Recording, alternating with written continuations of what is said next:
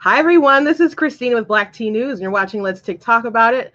As usual, we'll be talking about different TikToks. I'm so glad to have Jen Rader on, and we're going to have a lot of fun today. She's a very fun person that I've got to know on TikTok, and you guys are going to love her, and we're going to just have a ball. So thank you for tuning in to Black Tea News.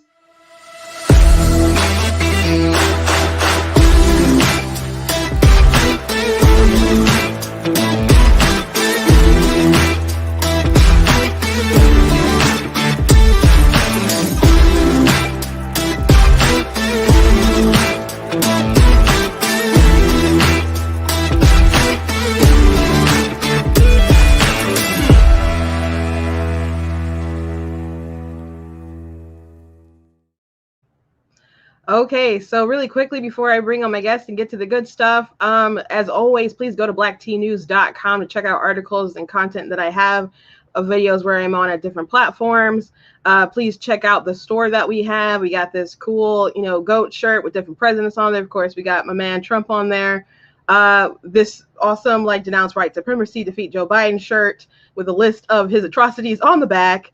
And I am not the victim you're looking for. So that's a couple of the merchandise that we have on there. So please go to blacktnews.com. If you would like to support, you can go to blacktnews.com/donate. If you would, want to support the show here, you can also do the follow the little ticker tape instructions down at the bottom. But without further ado, I'm going to bring on my girl, Jen. How are you doing today? What's up, buddy? Oh my God. Your intro is dope. I meant to tell you that when I was watching you with Man of Justice, your intro video is dope. Well, I used to do I was the creative director for the Michigan Republican Party. So I have a lot of experience with doing the video stuff. Some people are like you're doing a lot of stuff with your TikToks. So I'm like, I have some experience. Yeah, that was awesome, man. I'm impressed. I thought I was super excited. I made a you can make your channel what's it called? I guess your channel video on Twitch, pretty much just a commercial for yourself. And I was super excited when I did that. And all I did was just mash some fucking video games. Oh, I'm sorry. Are we allowed to cuss? I prefer if we did. Okay, I'm sorry. I'm gonna have to work really hard on that. I haven't played it. But yeah, when I made my channel intro video, I was super stoked. But man, yours was awesome. That was really cool. Thank you. It took a minute because all the stuff going on was. My computer was a little slow when I was getting it done. And every time I kept trying to do a broadcast, I would be trying to finish it last second and then I couldn't upload it. And so I was so happy when I finally was able to do it with a broadcast. That's awesome. But before we jump into it, why don't you just tell the people a little bit about yourself? I know you haven't been on TikTok that long, have you? No. So if you want to hear my TikTok story, so I was one of those that I didn't want anything to do with TikTok. I didn't want to get sucked into it. I ended up downloading it. I'd say it was the end of 2019. And I just watch it all day watching. I was I've got to delete this. So I deleted it. And then I re-downloaded it again in October of 2020. And that's when I ended up staying, but I wasn't going to make videos. I'm not making videos. Well, then I decided to start making videos for my dogs. But then I was I didn't want the politics because I was following a bunch of conservatives. So I didn't want the politics involved with my dog's profile. So I made my profile. And then I was I'm just going to make it so I can watch conservatives. But then I ended up starting making videos in January. And it was, I guess, an okay start. I don't really know how other people's journeys normally go. But I feel I finally started maybe taking off in February, March timeframe. And then here we are, just hit 55,000. I never thought I'd hit that, but. Yeah, I think that's pretty good. I didn't realize you were that recent because I actually just started in February myself. Oh, wow. So nice. Toward the end of February. So actually, it's so annoying when people are I don't see you talking about what happened January the 6th. Where are you talking? I'm well, you can go to my Facebook where I did talk about that, but I just joined this platform, so thanks. Yeah. But I doubt you really care. Right. They just want to look at something to pick on you for, be against you for or whatever. Yeah, but there's people on this app who've been on there for a long time and haven't broken 1,000. So I think where you are right now, of course, there's people who make silly little content and all of a sudden they got 1 million hits on it, and it's kind of funny when people are oh my gosh, this should go viral. Why isn't this viral? I'm I don't know. Stop asking me that. I don't have an answer. Like I wish I had the answer. That was one of my videos.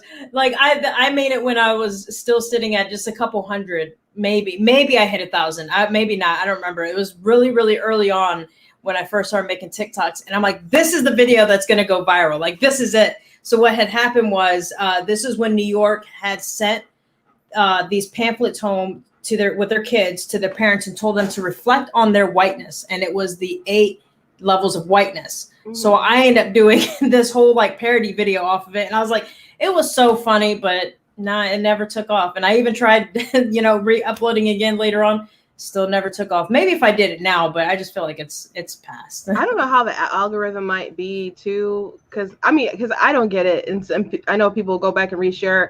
Like I did, I don't know if you saw the one I did with Joe Biden, and it's like talking about the Second Amendment, and he's like, no rights are absolute, and then and I started showing pictures of like slavery and stuff, and then like racist things he said. So everyone was like, oh my gosh, why isn't this? I'm like, I don't know, but I know people took that and got way more, like reposted it on like Instagram, and it got way more views than I got on Instagram and TikTok and stuff. I'm like, I don't. And people were calling me like, oh my gosh, I saw you on this and that. I'm like, can you tag me wherever you saw that, please? Yeah. Yeah, the algorithm on TikTok is definitely really weird. I don't really get it. Like there's times where I have videos that I made months ago that people are like liking or commenting on. I'm like, why are you even seeing, like, are you stalking me that hard, or did that just like pop up? Yeah. We'll see guys in the comments. Thank you guys who's starting to like log on. If you got any good comments, while we're talking, go ahead and drop them, and I'll try to read them with my non-glasses on my face. And that's my girl Derry, man. What's up, Derry? But yeah, let's go on and talk about the first video without further delay, which a lot of people have seen this girl, and we'll just no explanation needed. We'll just watch it. I don't like white people.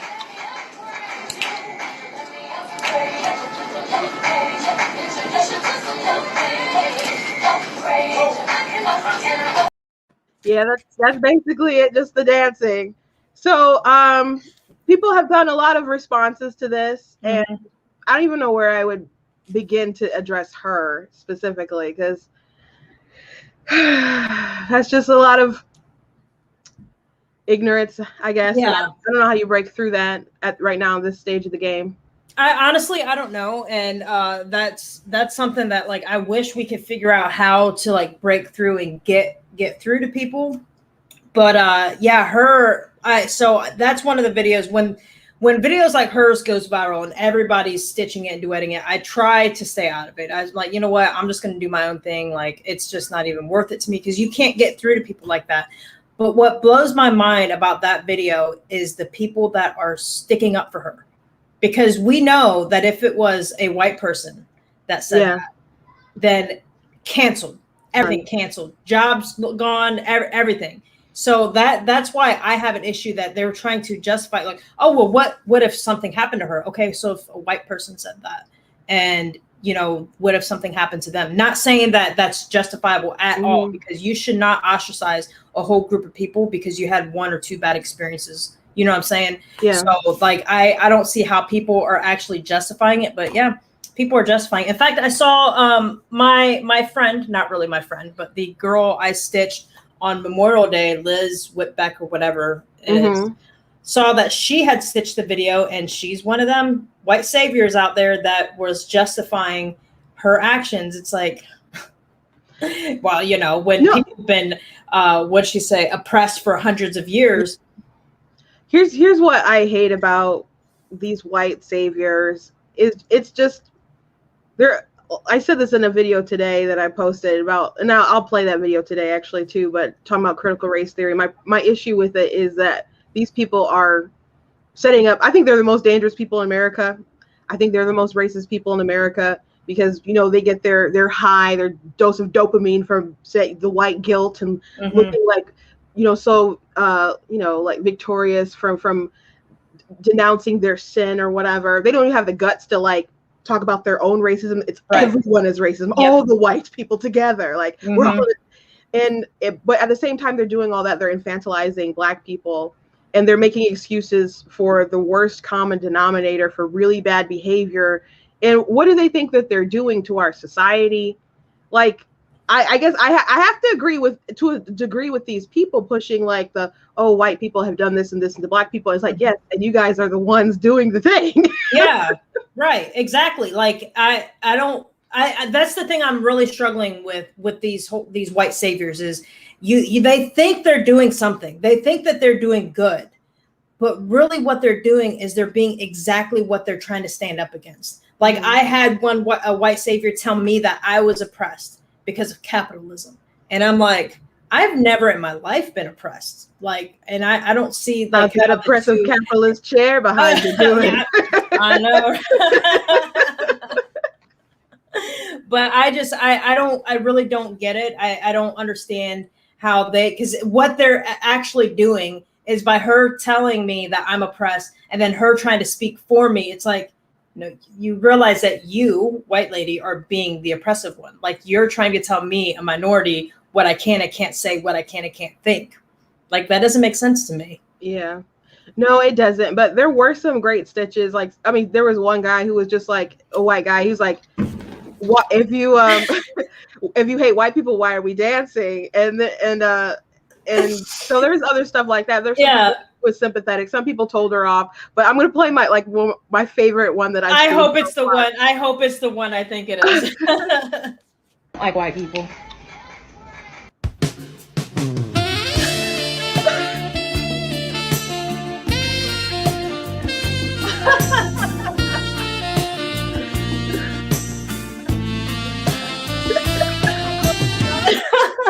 That's not the one I thought it was, but that one was so good.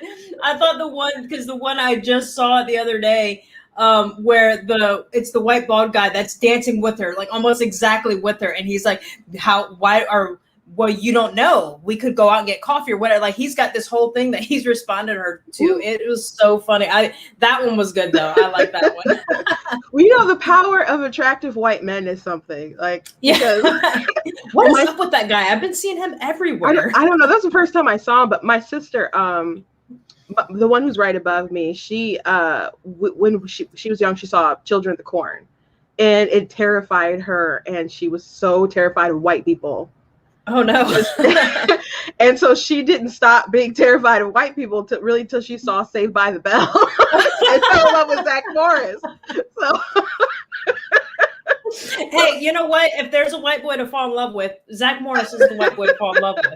I had a crush on him when I was younger. Well, you know, they do that Zach Morris is trash thing. So it's like they want to destroy everything that we love or have loved. Oh my gosh.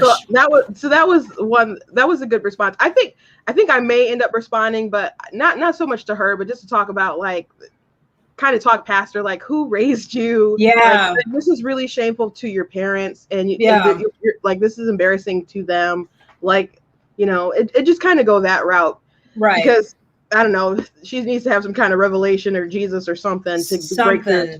But I don't honestly, like, I was looking at a few of her videos, and that one, I think she actually has like all the duets and stitches off. But I was looking at a few of her other videos, and it's like, wow, like she just has not good thoughts about other people outside of the Black community, and it's shameful to me. I saw one she was talking about because that comment where it says like, tell me you like don't like white people without telling me you don't like white people. It was a comment reply from another video where she was talking about how white people smell like wet dog or musky or something like that. So that's really, yeah. So it's funny because I didn't follow that chain. I ended up seeing another video where she talks about she's playing the victim, like how people don't want me to or want her to sit with them because she looks a certain way, or I smell a certain way because I look a certain way. It's like, so she's going to talk about white people smell like wet dogs, but then complain. Typical leftist attitude. Yeah, and she acted like it was a collective thing, like they talk about it in the comments and stuff, which is interesting because there's deodorant isn't renowned around the world. Yeah, like other people who are musky. I won't say more than that, but yeah. So I don't understand that kind of hate. I was not taught that way. There have been people in my life who tried to inject hate into me, and that's just never been a part of what I've believed. And so we never let it affect us. And like I said, I whoever raised her, maybe I would hope if her mother saw that she'd be embarrassed. Mm-hmm. And that's all I can say about that. So I'm going to move on. I know you've seen this video, and so this one is not going to be as lighthearted. I'm sure it upsets us all because a lot of people stitched it, especially after Memorial Day. Mm-hmm. The big-eyed girl, the big-eyed creepy girl. So weird that we have an entire holiday just dedicated to murder, right? Because Memorial Day, it's just about the soldiers who have gone overseas and gotten killed. And it's like, if you really wanted to support our troops, you would just be anti-war. But soldiers, right, their profession is to kill people, right? That's their training. They are trained killers. And they go into these professions and they go overseas and they participate in these wars. That's their job. And then they die. And we're supposed to celebrate that? Like, no, like, where are holidays for people who are like teachers or doctors or people who contribute to society? Where are those holidays? And we come over here and it's like, we're supposed to give like military discounts. Like, no, like I want to give discounts to people who don't kill people.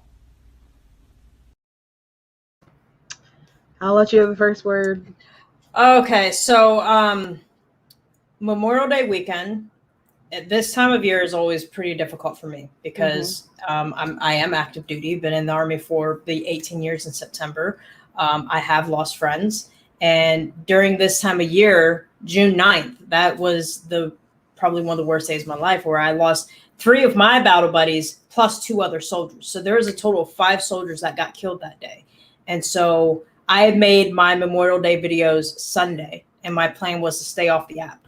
And I did pretty good. It wasn't until Monday night, a few people had tagged me in her video. So I got out of bed because I was ready for bed, put my clothes on, and I stitched her video. And I explained to her what Memorial Day is actually all about and corrected her because there's a Teachers Appreciation Week. Yes. There's a National Doctors Day, and teachers do get discounts from some stores. And what a lot of people are failing to realize is I can't speak for all of the military, but I know for me personally, I hardly ever ask for military discounts. I feel awkward. That's not why we do the job. We don't do the job to get, recognition. We don't need people to say thank you for your service. We don't need the 10% off whatever you're purchasing. Like, that's not why a lot of us, at least us old school people, that's not why we do it. We do it for pride of country, and that's just because that's how we were raised. So she couldn't have been more wrong in everything that she said. And to say that, be anti-war, that's being supportive of troops. No, because we are here to defend defend the Constitution, but protect and defend the country.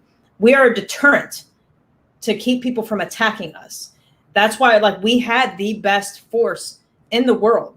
I can't say that so much now because all the cuts that we've had over the years, especially during the Obama years, and the way we're being ostracized now by our current president, it's not the same. But we were a force to be reckoned with. And I don't say people need to respect us, but people need to not disrespect us. Yeah. Well,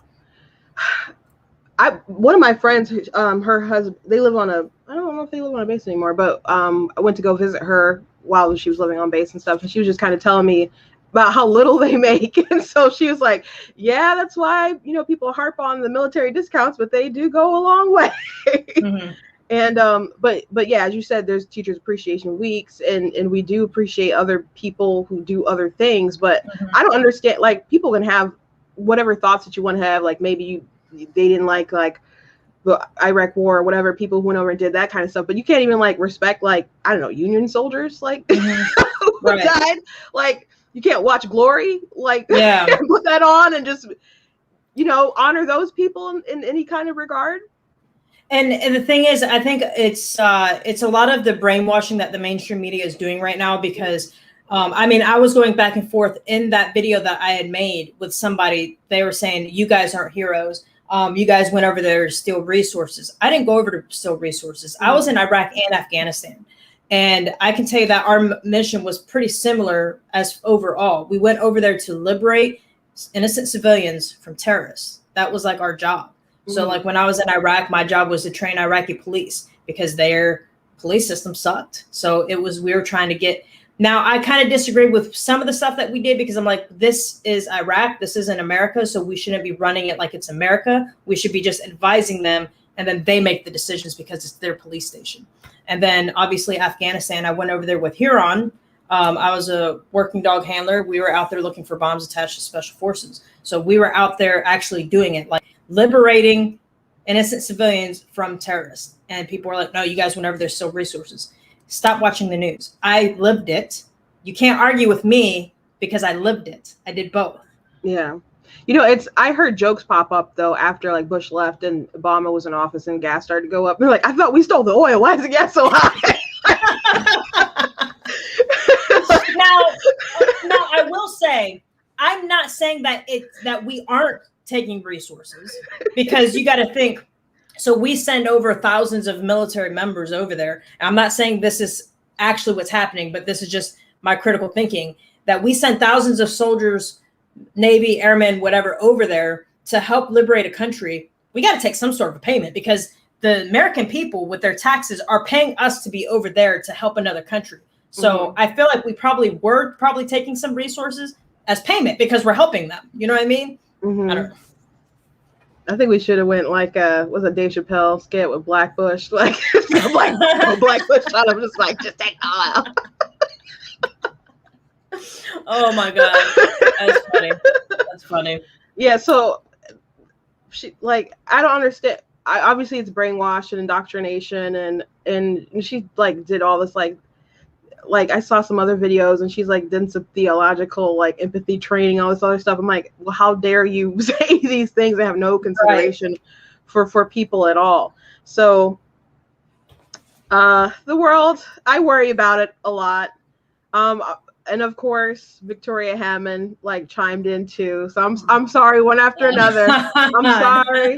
You think that thousands of Americans went to war and died so that you wouldn't have to wear a thin piece of fabric over your face, so that you would have the right to give a deadly disease to your fellow Americans, the same Americans that these soldiers are protecting. That's the narrative y'all are going with? Okay.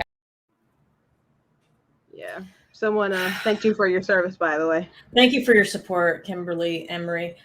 All right, so Victoria, she is one that it's not that, because I'm definitely not afraid to go after anybody. I don't really give a shit. But she's definitely one that you cannot get through at all. She, I think, does a lot of what she does specifically to get us riled up and for likes and follows. I don't think she actually believes half of what she says. That's just my opinion. I could be wrong. But as far as that goes, I saw actually quite a few videos from her on Memorial Day. And my whole thought process of it is she's literally twisting everything to fit her narrative. Oh, no, they died for your freedom to protect others. No, we have soldiers, not just soldiers, but we have military that died for our freedoms in the past for us to be free. Us being forced to wear masks, that's not free. Yeah. It's freedom of choice. That is what freedom is having a freedom of choice. And she's twisting it to make it fit what she wants. And that's not okay to me, to use soldiers like that. Well, and that, I mean, but there is a basis for that beyond just freedom in general. But I mean, think about the experiments that the Nazis did on the Jews and and stuff that people discovered after that. So after they had trials and hearings and all that kind of other stuff, informed consent became very, very, very important. So it's just wild to me, all the people, even today, who are still so on the train of Fauciism, all the other stuff, was they knew it was engineered. They could look at it and see it wasn't in nature. Those were the discussions. They treated Trump like he was a madman, and now they're well, he didn't have any credibility. And it's well, let's roll the tape of you telling Americans that he's telling them to drink bleach. You trashed his credibility. And then you decided not to believe him. Right. Okay. And I think because a lot of people with these emails, I haven't made my way through all of them. There's so many. But a lot of people are you guys haven't proved anything with the emails. No, what's actually being proven with the emails is Trump is not a doctor. People need to remember that. He's not a doctor. He's not a medical professional. He's not a subject matter expert. So he's being advised by his medical expert. So what those emails are showing is Fauci flipping and flopping about what he's saying. So he's telling Trump something over here, while then the next day saying the opposite. So he was setting Trump up. And that, so everybody's saying, oh, you guys think it's a gotcha moment.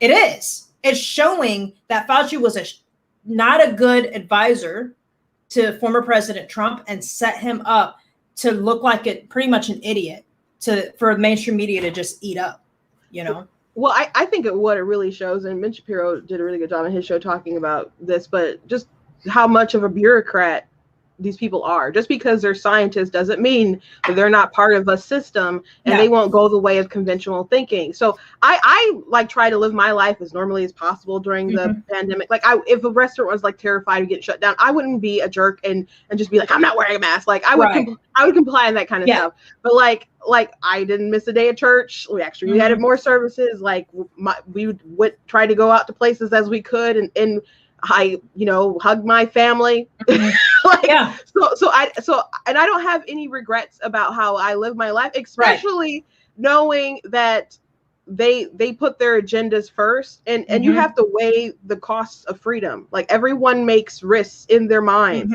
of what's worth risking, period. And then everybody pretended like there's only one way to do things, while your elected officials will go out and do another, like Nancy Pelosi. I live in Michigan. Whitmer got busted doing a lot of things. Yes, she did. Like, how is she still your governor? She's absolutely horrible. Because they did a recall with the ballots, and then they like initiative, whatever signatures, and then the Secretary of State held it up. So. Oh my gosh, you guys are doing another recall, aren't you? I don't know. I did hear something about that, but by the time that all comes together, I think we're pretty much in election season, pretty much. So, and if you do a recall, actually, I don't know how it works in Michigan, but wouldn't they you'd ask the question should they be recalled, and then you'd have a list of people. I think what if there's too many people on the ballot? So I think it's just better if at this point we just kind of wait till election, and I think of the police chief of Detroit, Chief Craig, if he runs, he's the only name that I've honestly heard that I think will win. And so I've heard from sources he's about 95% going to do it. We'll see, because they'll of course try to call him a coon or whatever, but these young Democrats will look like fools, telling someone, he's not. I wouldn't even try that with them. They will, but they'll look dumb. But I wouldn't try it with him. So, I think he's probably your best candidate right now. I feel like there's somebody else, what's her name? I just heard her on the radio the other day, or maybe she's for somebody else, something Dixie or something like that, or Dixie. I'd have to go back and look. I remember listening to her on the radio, and she sounded decent. But I think that police chief guy. I think he's probably the best candidate you guys have right now. I know you're a Buckeye fan, which my dad went to U of M, FYI. But are you still out of Ohio, or? So I'm currently living in Long Island, New York. Okay. But I am from Ohio, Buckeyes fan. We don't really talk about that team up north. Long Island's actually not that bad. There's actually a lot of conservatives here. A lot of people are like, oh, why would you go to New York? Long Island's not that bad. It's actually pretty decent here. And the mask mandates definitely, as far as New York State goes, they kind of lifted it if you got vaccinated. Well, while we're on the subject of vaccinations, let me play this video. I don't know if you've seen this one. Hey mom, I'm not getting the vaccine. I'm actually a transvexite. I identify as having the vaccine, even though I actually haven't had it. Are you kidding me? I mean, no, I'm not kidding. How selfish of you. Selfish. Yeah. I mean, you're supposed to help save this planet, this world that we're living in, and you're just. Oh my God, I have not seen that one. That one's good. Oh my gosh. So I've actually seen a few videos like that, and I've seen obviously the other side stitch them and say that that's disrespectful to the LGBTQ plus community, blah blah blah. It's No, it's not. It's, I mean, if you guys can do it, like, why can't we, like, type of thing, like, or I should say, if we can do it for this, why can't we do it for that? Not necessarily us versus them type of thing, but like, you know, if you can just do it for one, applying the logic, you know, right? And that was like the whole thing with, like, even like with the super straight thing. It's like we're supposed to. So I grew up when it was LGBT initially, and then we added the T. So it was LGBT for like the longest time. I grew up in that community. That community was the all-inclusive, like loving, like we support everybody. And then after the Don't Ask, Don't Tell was repealed and marriage equality was enacted, it went to shit. I guess like we just don't have anything to fight for anymore or what, but like it's become so hateful. And so people are like offended by everything. So like the whole I can't even say it. Transvestite. I think it's brilliant. And I don't see why, you know, people are offended by it. And the whole thing with the vaccine, this is what I argue. So we know that it's got on average, a 95% efficacy rate. For a virus that I think I saw 1 out of 5 get it. So you're looking at like 1 out of 5, so 20%-ish around there of people are actually getting this virus. It's 99.7% survivability rate. Yeah. Out of all the COVID deaths, only 6% are from actual COVID. The rest of them, the 94%, have underlying issues, whether it be, you know, some respiratory like pneumonia or whatever. And that's not even counting the people that died that just happen to have COVID. You know what I mean? Like, it's a hot mess. I don't understand why people are up in arms about this vaccine. Like, people are still getting it and still transceiving it, being fully vaccinated. So if you're still getting it, still transceiving it, fully vaccinated, why does it matter if I get it and transmit it? You know what I mean? It's really wacky to me, but I'm just kind of a nope on it. Like, I've had my children vaccines, you know. Of course they give you more now than you know when we were younger or whatever. But I'm not someone who runs out and gets the flu shot or anything. I've never actually had one of those or anything like that. I just rather take the chance. Just like being honest. So I say I'm not team anti-vax. I'm just team #nope. Like, I'm just team nope. But I don't know, like the fact that we know this virus, that there's gain of function research, that people are looking at viruses and making them more deadly so they can cure pandemics. So it's like, okay, you guys engineered this and now you've made the vaccine that's going to like program my proteins. Like, I don't know. I'd rather just like, I'm like in the, not going to happen. Right. I agree with that 100%. As far as like the flu, like, so to me, you have like the flu vaccines, like, and the COVID vaccines, I guess, are like over here. And then you have like these mandatory ones that I am for. I'm not anti-vaxxer. I'm just anti-fucking experimental drugs. Well, they say you're anti-vaxxer if you, like, the definition is like if you're against mandated vaccines. So I'm like, aren't we like practically all anti-vaxxers now, I guess? I guess now, but the thing is like, how can they mandate something that's not FDA approved? Like, this is where I argue with a lot of people, and we're dealing with it a lot with the military. So we are mandated to get the flu vax. I hate it. Every single year, you got to get it, but it's FDA approved. Right now, there are so many, like, I see it every day on Facebook because I follow all these military pages where leaders are out there threatening their soldiers with some sort of UCMJ action, threatening them with details, withholding leave, withholding passes if they don't get the vaccine. Wow. And it's like, I have people coming to me. It's like, they cannot do that. You cannot take away leave from a soldier because that is something that they earn. That is not a privilege. It's something that they earn. The only time you can like withhold leave is if it's for mission essentials, something or other, like a deployment, etc.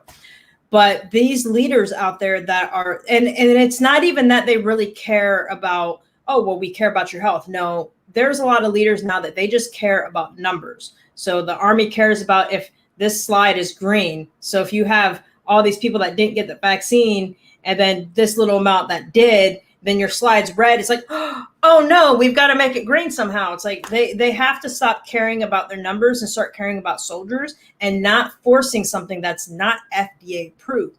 So if there's any soldiers or anyone that knows soldiers that's watching, keep in mind that Dan Crenshaw just released a whistleblower form on his website to fight against the woke military.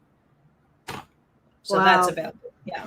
Wow, that's crazy. And they're doing all these incentives. Like we were at the grocery store the other day. It was at Meijer, and it was like you can use your vaccine card with your Kroger card. You can get an extra discount on blah blah blah. I'm just like, really, Meijer? Oh my gosh. Yeah, this incentive program that's happening nationwide is blowing my mind. We got the 22-year-old in Ohio that won the $1 million for this first batch. Like, I think they're going to do it like 4 more times. You got West Virginia that is incentivizing the vaccine with money and guns, and I think trucks. I'm like, is this legal? I don't know. I really need to look into, like, I haven't looked into it, but I really need to, because I feel like the government cannot bribe people like that. But then again, I don't know. The government can, I guess, do whatever they want now. Well, that's the unfortunate impression that we gave them this past year. And that's really when I talk about like risk and stuff, like that's one where it wasn't worth giving up that sort of control that we have and that sort of authority to the government, because you never know how they will use it again. And they certainly will use it again, because we've showed them what we're willing to take. Yeah. Sometimes people, like after the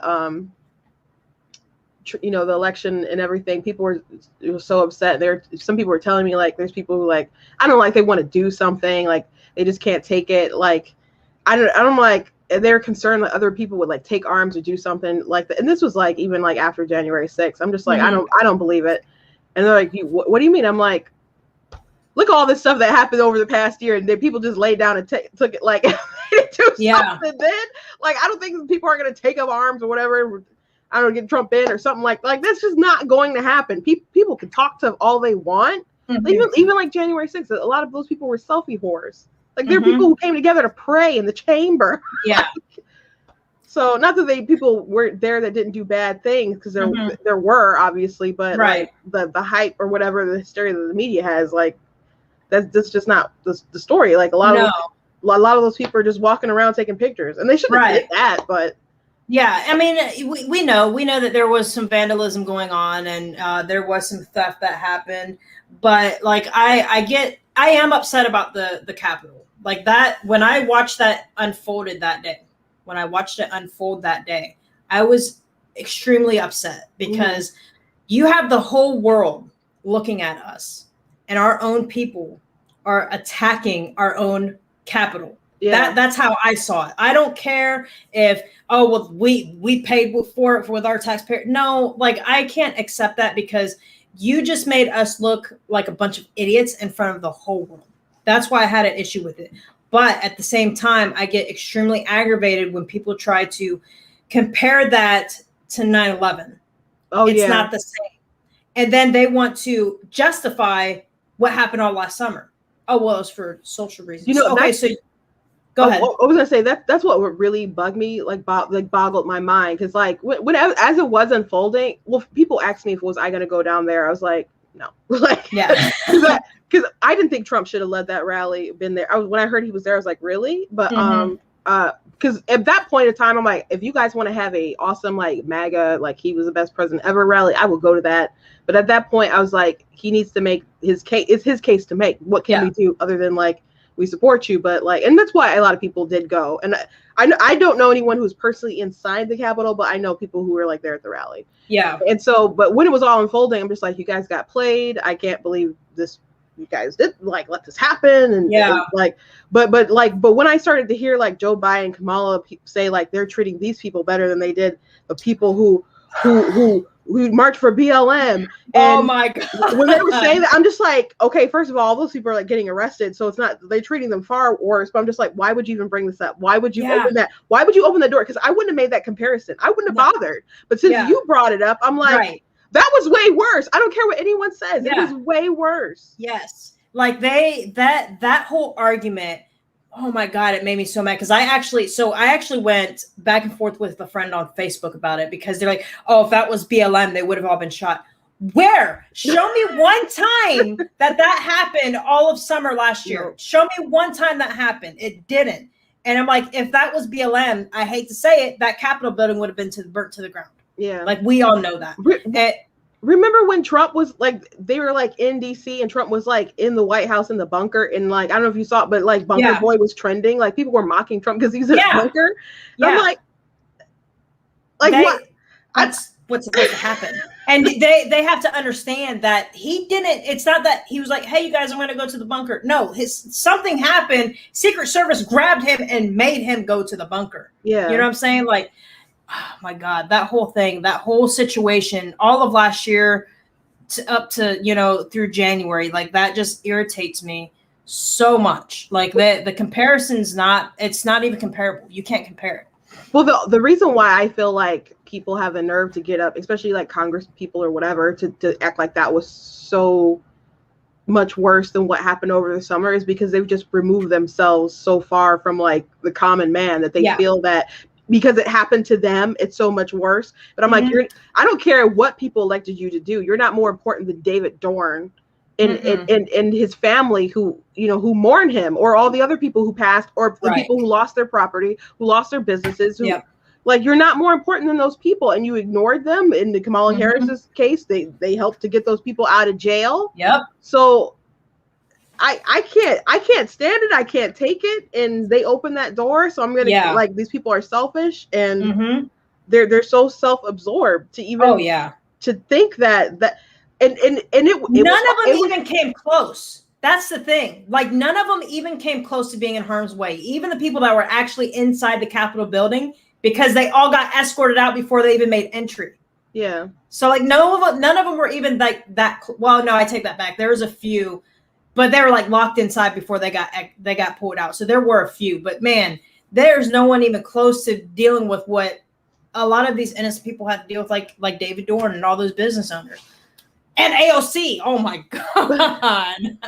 Like I remember like when the stuff started to pop off and stuff, like I remember like watching Twitter and kind of seeing my local stuff, like where people were going. And I'm just like, oh my gosh, they're kind of close to me. Like what's happening? Like Oakland County, y'all better get on this. Like, like, so people, the anxiousness and the fear that people had, like, it's awful that anyone felt that. And I totally understand like those Congress people being like terrified in that moment that happened. But in hindsight, they were able to come back and do that what within an hour of hour and a half of all that stuff popping off. So when you, in hindsight, if you just think about it, was it really the greatest threat to attack of our democracy since the Civil War? No, not even close. Not even close. And then the fact that you have them, there are, the member, like, I don't know if you watched the impeachment trial. I can't remember that lawyer's name. Right. Not Abbott, that black female. I can't think of her name right now. But when she said that was as bad as 9/11, oh my God, that hurt. I had to turn the TV off that day. Everyone, a part of that impeachment trial, should be ashamed of themselves, especially as more stuff came out, because they used false information. They did it so fast. Trump basically didn't have due process. He had a strong First Amendment argument, but the first one was crazy and a sham and dumb anyway. Yeah, but let's move it. Let's watch something fun. Okay. Oh, I love these cages you have here. Now, what size is this one right here? Let's call Joe. Hey, Joe. Hey, listen, I know that you and Obama have experience in this, but I just wanted to make sure I'm making the right decision for these cages. Like 2 to 3 kids could fit in. Okay, just wanted to check with you. We'll take that one. Oh my God, I love her so much. It still kills me that people like didn't know about the cages, who built the cages. I'm like, you guys didn't listen to Trump at all? like you didn't like Google that, you research that like at all when that happened?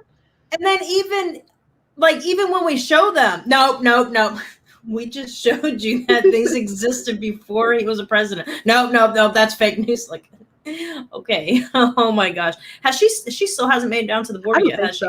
I don't believe so. But did you see Jen Psaki when she did? I did a TikTok I haven't done one of these in a while, but I would do TikToks where I pretend to be Jen Psaki and like doing a press conference or whatever. And so, and so I did parody off of this, but she was doing a press briefing, and someone asked about like what they're doing to like, tamper people from coming to the border. And so she's like, well, I have this information. I think you guys will find it great. And so she starts reading it, and she starts talking about how they did ads in other countries and different languages, how they made a cartoon, and like I'm just listening to this stuff, and she's so proud, like we made a cartoon, and like all this stuff, like telling people not to come, and I'm just baffled. And then the reporter asked, like, do you have any evidence that any of this stuff is working? And she's like, well, we'll never know who decides not to come. I'm just like, so you're just throwing money into the wind.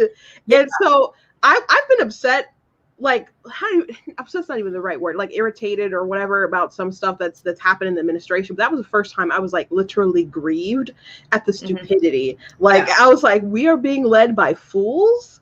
Like, she's talking about this as if she's bragging, as if I'm like, how hard is it to say, hey, Venezuela, Guatemala, what if we find any of your people, like, we're gonna cut, everyone's gonna cost you, and you're gonna have to cut us a check, or we're gonna go away from your aid, or we're gonna start taxing or doing something on money that gets sent out to the country. Like, we're going to get our money back for every time we have to spend on them, and then they will keep them from leaving. Yeah, something. I mean, there's got to be something that could be done. Like, I don't understand why the border issue is as like in the crisis right now. Like, we didn't have this issue. I'm not saying that we didn't have immigration coming, like, obviously, because we did have kids in cages because everybody was up in arms about it. But it was not to this magnitude. Yeah. And the fact that they're just kind of putting a blind eye to it, or throwing money over here thinking it's going to fix it. It's like, that's not, or taking away American jobs. Like, I don't know if you saw what Kamala said just a few days ago, or maybe last week, where she said she was talking to business owners saying, you should start thinking about, creating jobs down there. I mean, I get what she's trying to get at. I do. But like, let's focus on American jobs, first of all, because we have all these people that need to go back to work. I mean, like I said, I understand what she's trying to do. Like, oh, if we start jobs down there, then people will stay down there and work. But it's like, that's not really all that's going to fix it. Yeah. Or their governments have to find a way to break up some of the corruption and stuff they have going on down there. Like, my family just came back from Mexico, and they had like a great time doing missionary stuff, but they said like the cartel like watches them all. Yeah. So they're being watched. And actually, the last time my dad went a couple years ago, they said, the cartel actually he was on like a heavier cartel area. They actually put a hit on him because they don't want people to like convert and kind of leave sometimes. So it's no joke. So I mean, people need to get their aligned in that kind of way. And even if you start businesses in places like down there, that's not going to be everything that fixes it all. And you can't just import the whole world. Right. Exactly. But I don't know what to do about that lady. She's I love how everyone was like, oh, Kamala, the record, she was locking up all these black people, and then she gets like elected. They're like, I love my pearls and my chucks, and it's like you thought she was like a traitor locking up black men like 2 seconds ago. Yeah, that whole ordeal when they won, or when I guess it was more the inauguration, like everybody's just hailing her as she's breaking the glass ceiling for girls and blah blah blah. It's like, how is she breaking the glass ceiling for anybody? Because she had the second lowest ratings out of all the Democratic presidential candidates, the second lowest. She had to ride the coattails of an old white man to get into the White House. Yeah. So how is she breaking glass ceilings? And a lot of people hate when I say this, but like, let's be honest, if any woman is really breaking glass ceilings in politics, it's Hillary Clinton. At least she was their presidential candidate. I know she didn't make it very far, but at least she was doing it on her own. Yeah. I would like to see a woman rise up to power without needing a man to do it. Like, yes. I would love that too. Like, I mean, Hillary Clinton obviously stood by her man, all the other kind of stuff. But she her and Bill were the team to get her to where she needed to go.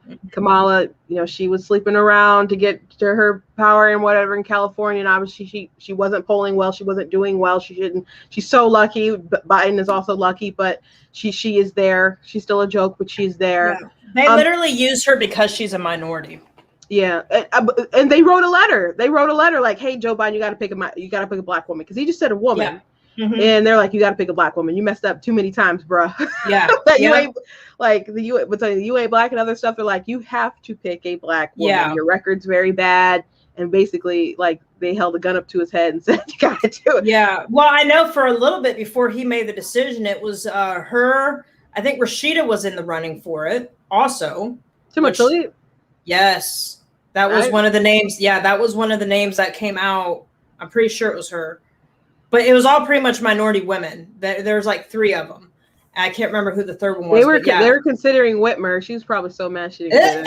get it. That would have been just as bad. I really hope that they can stop her in 2022, because I feel like if we don't put a ding in her politically pretty bad, then she's just gonna keep trying to ascend and be there eventually. I think she's done. She's messed up way too many times. You underestimate the power. I mean, you're right. Of the liberal. look at Cuomo. Cuomo still. They're not even recalling. Cuomo's like, I ain't leaving. He's like, what is even going on with that guy? Like, I haven't heard nothing about him, or honestly, Matt Gaetz. Any of those investigations, I haven't heard anything about. I don't think the Matt Gaetz thing must not have any validity to it, because otherwise, I think he'd be like. That would be everywhere, and he'd be probably out by now if they found some stuff. So I don't. Oh yeah. And what I saw, there wasn't any there. Like, if there is, like, obviously that is bad. But but the case Cuomo was like, I'm not going, and it's like they knew the nursing home story was bad, so they decided to focus on the woman allegations to kind of just make him go. And he was like, I know how this game is played. I helped play it, so I'm not surrendering. Yeah. I'm not surrendering. I know how it works. I'm a part of the system, and I'm not taking one for the team. And so I don't know. It's just kind of, I'm in awe of it. Yeah, I will never understand. Like, and it's funny because they're so quick to point the finger at our side. Like, when the whole Matt Gaetz thing came out, everybody was all up in arms, like, oh my God, the Me Too came back out. I'm like, Cuomo's at 10 allegations right now. Where are y'all at with that? Oh, they're allegations. This is an allegation too. Like, It doesn't work that way. I didn't even say anything about the Gaetz thing, because I want to know what the story is before I comment on it. And I didn't, like I said, I didn't see any there. And if there was, I would have said something, but I just didn't see any there. Yeah. But so I speak on all of it. I do. I do remember mentioning it. And then I think it was like 3 videos later. It's when, because he said that he was being pretty much blackmailed. And then it ended up coming out that they did ask for like $10 million, but like, oh, but we didn't blackmail him. Okay. Maybe it's like when I went to the Philippines in the 10th grade for mission trip, and everywhere we went, they invited us to sing on TV or something, and we'd sing. But then they'd be like, "Okay, you got to give us money." We're like, "What?" And it was like that's a bribe. We're like, "No, it's not." And it's like, in America we call those bribes. Yeah. They're like, "Do you want to meet the mayor? Like, give the mayor some money." And it's like, you invited us. Like, what do you mean? Like, I was like, how this works. Like, this is a bribe. And they're like, no, it's not. Like, yes. Yeah, that's a bribe. Oh my God, that's so funny. So this next video I'm gonna play, it's something really cute, but the comments like really kind of annoy me. So let's watch this and we will talk. So we all know that I teach at a school in Japan. I teach kindergartners, and they don't know how to react to me being brown, right? We've been over this. But today I had yet another unique interaction with one of the kids, this boy who's not in my class, who I see pretty often and have been saying hi to. I went over to his class and was saying hello and giving them high fives, and he's like hugging my leg, and he grabs my arm and smells it. And I'm like, oh boy, here we go. And he's like, you smelling it? I'm like, I'm not chocolate. And he's like, you're not chocolate? I'm like, nope. And he's like, McDonald's cocoa? And I'm like, I'm not McDonald's chocolate. And then he's like, chocolate cake? And I'm like, no, I'm not joking. He's running through all these different reasons for why it could be brown, and they're all the most ridiculous, but the most adorable things in the world. It's so funny. So that's a cute story, right? Yeah, yeah. And so people in the comments are just, I don't know, they seem triggered. Like, why don't these people teach their kids about diversity so they don't have to be in these situations? They're like, I hate that you have to go through this. And I'm just like, they're kids. They're just little kids in like Japan. Right. Like they're so desperate to make people a victim. And it's like, I don't see him as a victim. Like Japan is like, when I went there to visit, I didn't see a single other person that wasn't Japanese aside from like me and the girl I escorted over there. Like that was it. I don't think, like, people are just so blinded. They think that diversity is everywhere. Like the diversity that we have in America is not common. Yeah. Like it's, you go to Japan and it's mostly Japanese. You go to China, it's, it's the same, like in all these different areas. It's like, they just don't know. And like the kids aren't being like racist. That's cute. Like they're just trying to figure it out, Oh my goodness, people, I swear. Yeah. And so my nephew, like he didn't understand like race for the longest time. Like he told my sister's lighter than me, and she married a man who's white. And so he's got some Afghan in him somewhere. But so anyway, her kids are pretty fair skinned, and so he, said he wanted to be black. But he didn't mean black skin. He just likes Miles Morales. He just knows his suit is the black suit. Yeah. Spider-Man. And then he went through a phase where he thought everyone was white because he saw Coco, and he's like, under our skin are bones. Yeah. Oh, that's so cute though. Oh my God. So I'm just like, I would like to keep that innocence for as long as I can before it gets complicated with you bogging down. So now he, I guess has some kind of understanding now too, he's old enough, but like those kids are in kindergarten and they're Japanese. They're not, it's not like it is in America. And I grew up in a like urban area, like, and then like midway through my school career went out to a very rural area, and I was like one of like 10 Black people maybe in my graduating class. Maybe that's being generous, but like, there were cultural differences that like people would say things. Sometimes it was a little ignorant here or whatever, but I was never the person who would like lash out or have that attitude. Like I would just explain, because I'm like, I'm not going to be that person that jumps them or leaves them like defenseless in the world so someone else can jump them because they're offended. So I'm like getting in the pool and them seeing my hair, like, dude, your hair's like dreadlocks. And it's like, this is what happens when it gets wet. Like, oh my gosh. It's just that, kids just don't understand. Like, I'm sure you saw that video where you had the little white boy and the little black boy, and they got the haircuts the same because they wanted to be twins. They wanted to trick their teacher, so the teacher couldn't tell them apart. It's like the cutest video I've seen. And it's like, kids just don't understand. Like, that's even me, like growing up, I was the minority in my school. I was literally it. Like, and I mean, I know I'm like half white, but still, I was still the minority. And the things that people used to say to me, it's like, it was hateful things, but same thing. I never really lashed out. It wasn't until like gym class one day, I turned the wiffle bat on somebody because I had enough. But, like after that, like you learn that like kids will, I'm not justifying at all. Like there are, some kids that do things maliciously, but like with my experience, it was just, they were kids and they were boys, and how boys get, they tease a girl when they like them. And that's ultimately what it actually ended up being. Oh, well, yeah, it just, people are so obsessed with race today in our country, and it's just, they don't understand. It's just not like that. I saw a video talking about like someone was criticizing people who complain about anime not being diverse enough, which they may not have a lot of different races or whatever like we'll have, but they'll have different colors, and like that's kind of how they make their characters look kind of different, right? But they're all like Japanese or whatever. That's their area. They're doing stuff about their world, their area, and that's their country. And so us looking through our our American eyes of something that's an export that we enjoy, criticizing them for the thing that they make. People talk about cultural appropriation, get offended at every little thing. Like, how are you not being offensive talking about how they make their own stuff? Exactly. And that's the leftist mentality is, they do as, do as I say, but not as I do type of thing. It's the hypocrisy, constantly the hypocrisy. Yeah. So let's watch another fun video. Okay. Control? I think so. You think you have free will? Yeah. What if I told you to the left? Take it back now, y'all. What is this? One hop this time. What have you done? Right foot, let's stomp. What is this? Left foot, let's stomp. Cha-cha, real smooth. Turn it out. That was great.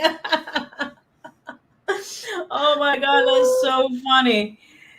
Oh my God, I really like that. I think the only time I do the cha when you'd go like roller skating or something and they play it and everybody would like it in the line. I was really bad at roller skating though. I like basically like roll off one foot and like push with the other. Yeah. Like terrible. Actually, one time we had a school field trip and I like someone rollerbladed over me, or like I kind of fell, and a little girl, she was smaller than I was, and we were like in elementary, and she rolled over my leg, and then she fell, and then like a pile of kids just started like everybody just like lined up to fall on the girl, and I don't know how dramatic this is, just kind of looking back, like, but it's like really dramatic in my mind, and just remember like teachers like throwing kids like off each other, and then they got to the girl at the bottom of the pile, and she's just screaming and crying, and I'm just like looking like, I hope no one knew that was my fault. I'm just picturing it all in my head, like, oh my God, that's so funny. Do kids like? Is that still a thing today? Like, I know it was for us growing up, going to the skating rink.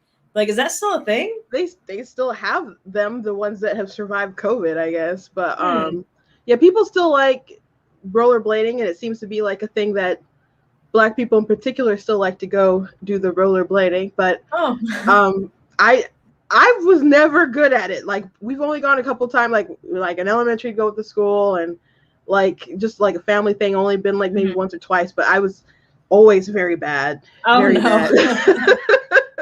Oh my gosh, I was so good at roller skating. Like we used to do it all the time, like roller skating, skateboarding, all that, and then like obviously go to the roller rink. Man, I was pretty good at it. I think I don't think I can do it now. I'm getting too old for that, but yeah. So there was also like another like video with the cha-cha thing, but it was a white guy sitting down at a wedding, and like Black people were like dancing or whatever, and then they started playing that song. He's like, oh, thank God, they're going to tell us what to do. Oh my God, that's so true though. Cause like, that's like, oh man, like I used to be real big into like going to the clubs, and I used to know all the dances. I'm not a good dancer at all, but I used to know all the dances, but it took like obviously time, like learning, like, bring them out. Like, I didn't know there was a dance to that until like I went to the club, and like all of a sudden all these people are dancing. I was like, there's a dance to that? They don't tell you what to do, but yeah, it's one of those things you got to learn it. Yeah, I only, I guess, TikTok trends or whatever. I'm really out the loop with the culture stuff. I mean, I know the politics, but that's not my area of expertise. No, not anymore. I've completely, I think, fallen out of that. Like when I was looking at when you asked me to look for some videos, like I'm so far into conservative TikTok. I'm like, I had to go like search people to get the videos that I found. And then I was like, I'm trying to just find some funny videos. And then I sent you the one. It's like, that's literally the only one, because I had to go search for it because I'm so far into conservative TikTok. That's all I see anymore, just conservatives. Like, I get kind of like a mix of stuff myself, but yeah, my sister's some funny ones, but I just happened to see that one today, and I thought it was funny. So I'm gonna play this. This one is a big channel, so I don't know if you've seen this one or not, but I think there's a lot to break down. I'm going to say something crazy, and you should freak out. 23% of Republicans believe Satan-worshipping pedophiles run the U.S. government, media, and banks. This conspiracy theory bullshit already caused a pro-Trump terrorist attack on the Capitol, and powerful Republicans are warning it's going to cause even more violence unless we can somehow deprogram these people from their insane cult beliefs. I don't have an answer for you on what to do, but please, if you have a friend or a family member in this cult, get them out before they get violent, or before they donate money to someone who will get violent, or before they share something on social media that will cause somebody else to get violent. Yeah. Oh my God. The whole thing where they're constantly, you're in a cult, you're in a cult. Who was following the mask mandate since day one? Who stayed locked up in their house since day one? Who's out there branding themselves with tattoos saying, oh, this is the vaccine that I got and when I got it? Like, the whole cult argument just kills me. Like, oh, well, Trump got the vaccine.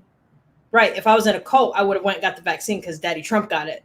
Oh, but, if he was like, if he would have said mandatory vaccine, like we would have had some words, sir. Like I was was waiting for. I was to see like he better not cross that line. No, like I was ready to be real upset with him. Yeah, but yeah, we're the ones that's in the cult. But it's like, and that the pedophile their hatred was like a cult. Like you see people break up their families. Yeah, like their whole world revolved around this man. I'm just like, he should not have. He's the president. He's not God. Like he's like a religion. Like everything revolves around whether you hate him or you love him or whatever. I'm like, I voted for him. I liked him. I've defended him a lot or whatever. And but I'm just like, I'm not a sycophant. But they were so devoted to the hate. Like the whole they couldn't admit the Wuhan lab theory because Trump because Trump thought it was a thing. So they had to think it wasn't a thing.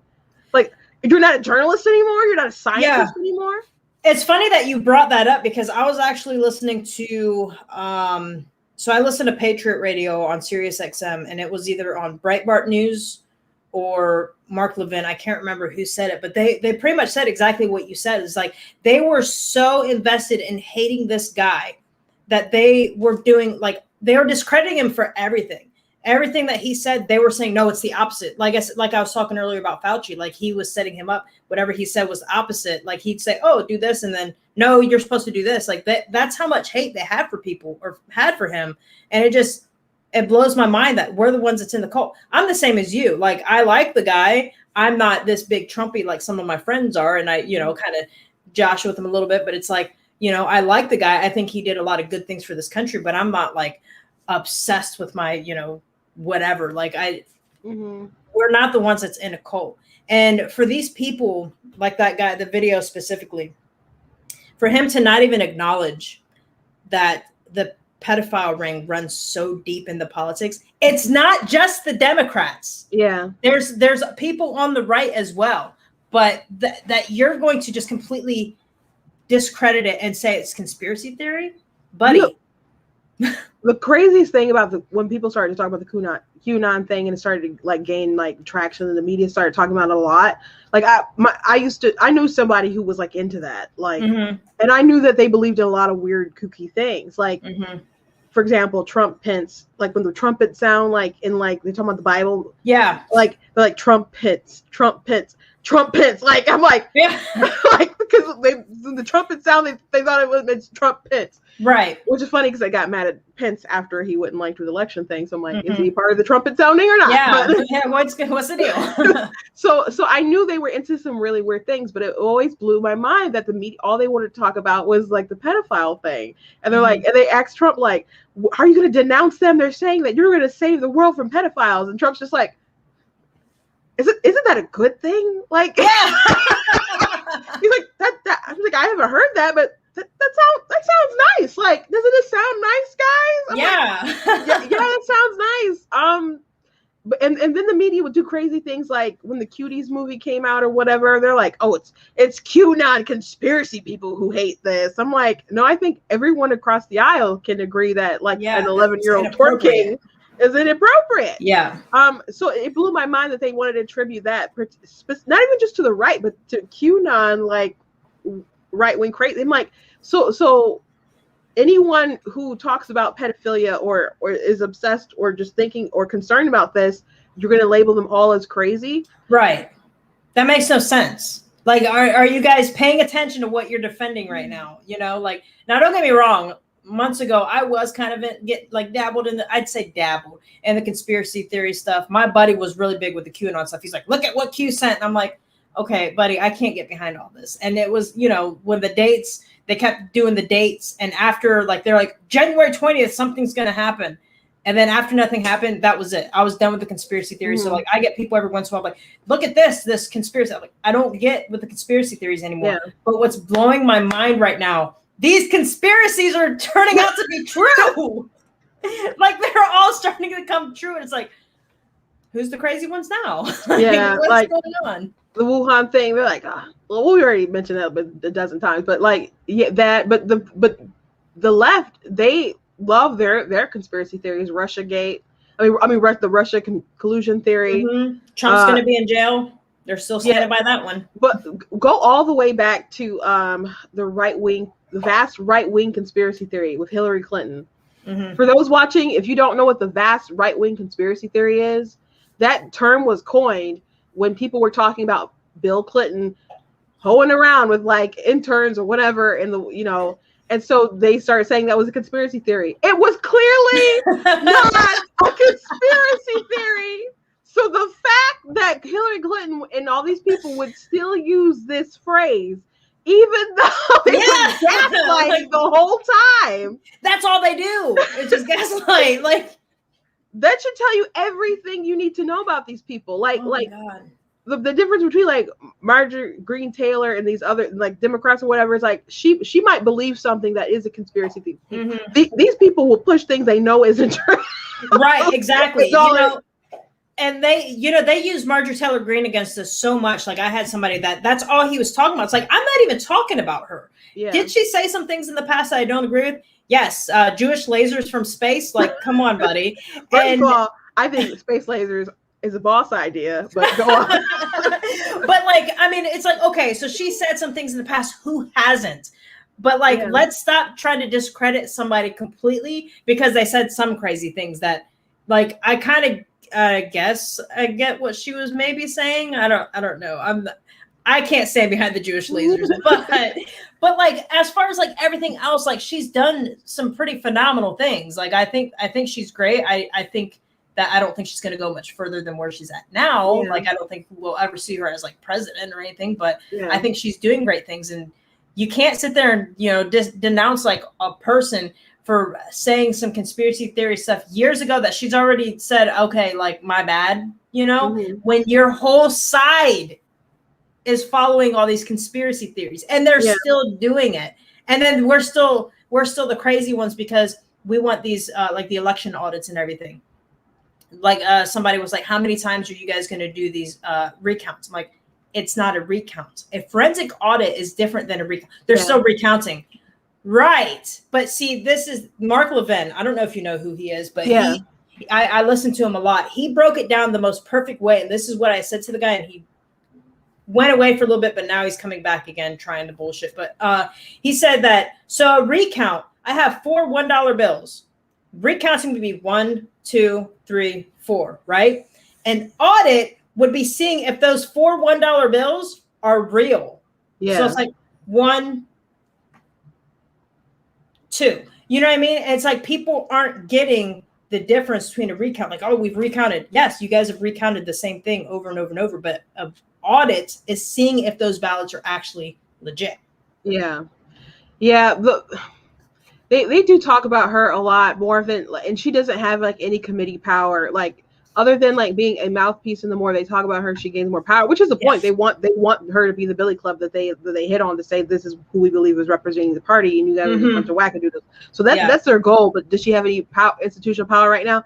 No. She's raising a lot of money because there's people out there who are like, she's a voice for people who feel that they're unheard, and that's how Trump rose. A lot of these people who hate people like Trump, if they were just a little bit more like Trump and people felt like they cared about them, they could get not like Trump popularity, but what they loved about him, it could transfer to them. Right. But people don't feel like those guys care about them and really represent them. So But the thing about someone like shared a post of like her talking about the critical race theory, and they're complaining. It was a Black Republican, and they're complaining about like this is the problem, like I guess optics wise about people like her speaking out against it. And I'm like, and I just wrote in the comment, I'm like, every single Republican should be talking about this issue. Yeah. I'm not going to gatekeep this issue. Everyone should be sticking up talking about it. So yeah. Like, I don't care if you want someone else to be the mouthpiece talking about it, but you can't tell people not to talk about it. Everyone should literally be talking about it. So I'm not going to be upset that she was behind a podium when like Mitt Romney, everyone should be talking about how bad this thing is. So I'm not going to gatekeep it.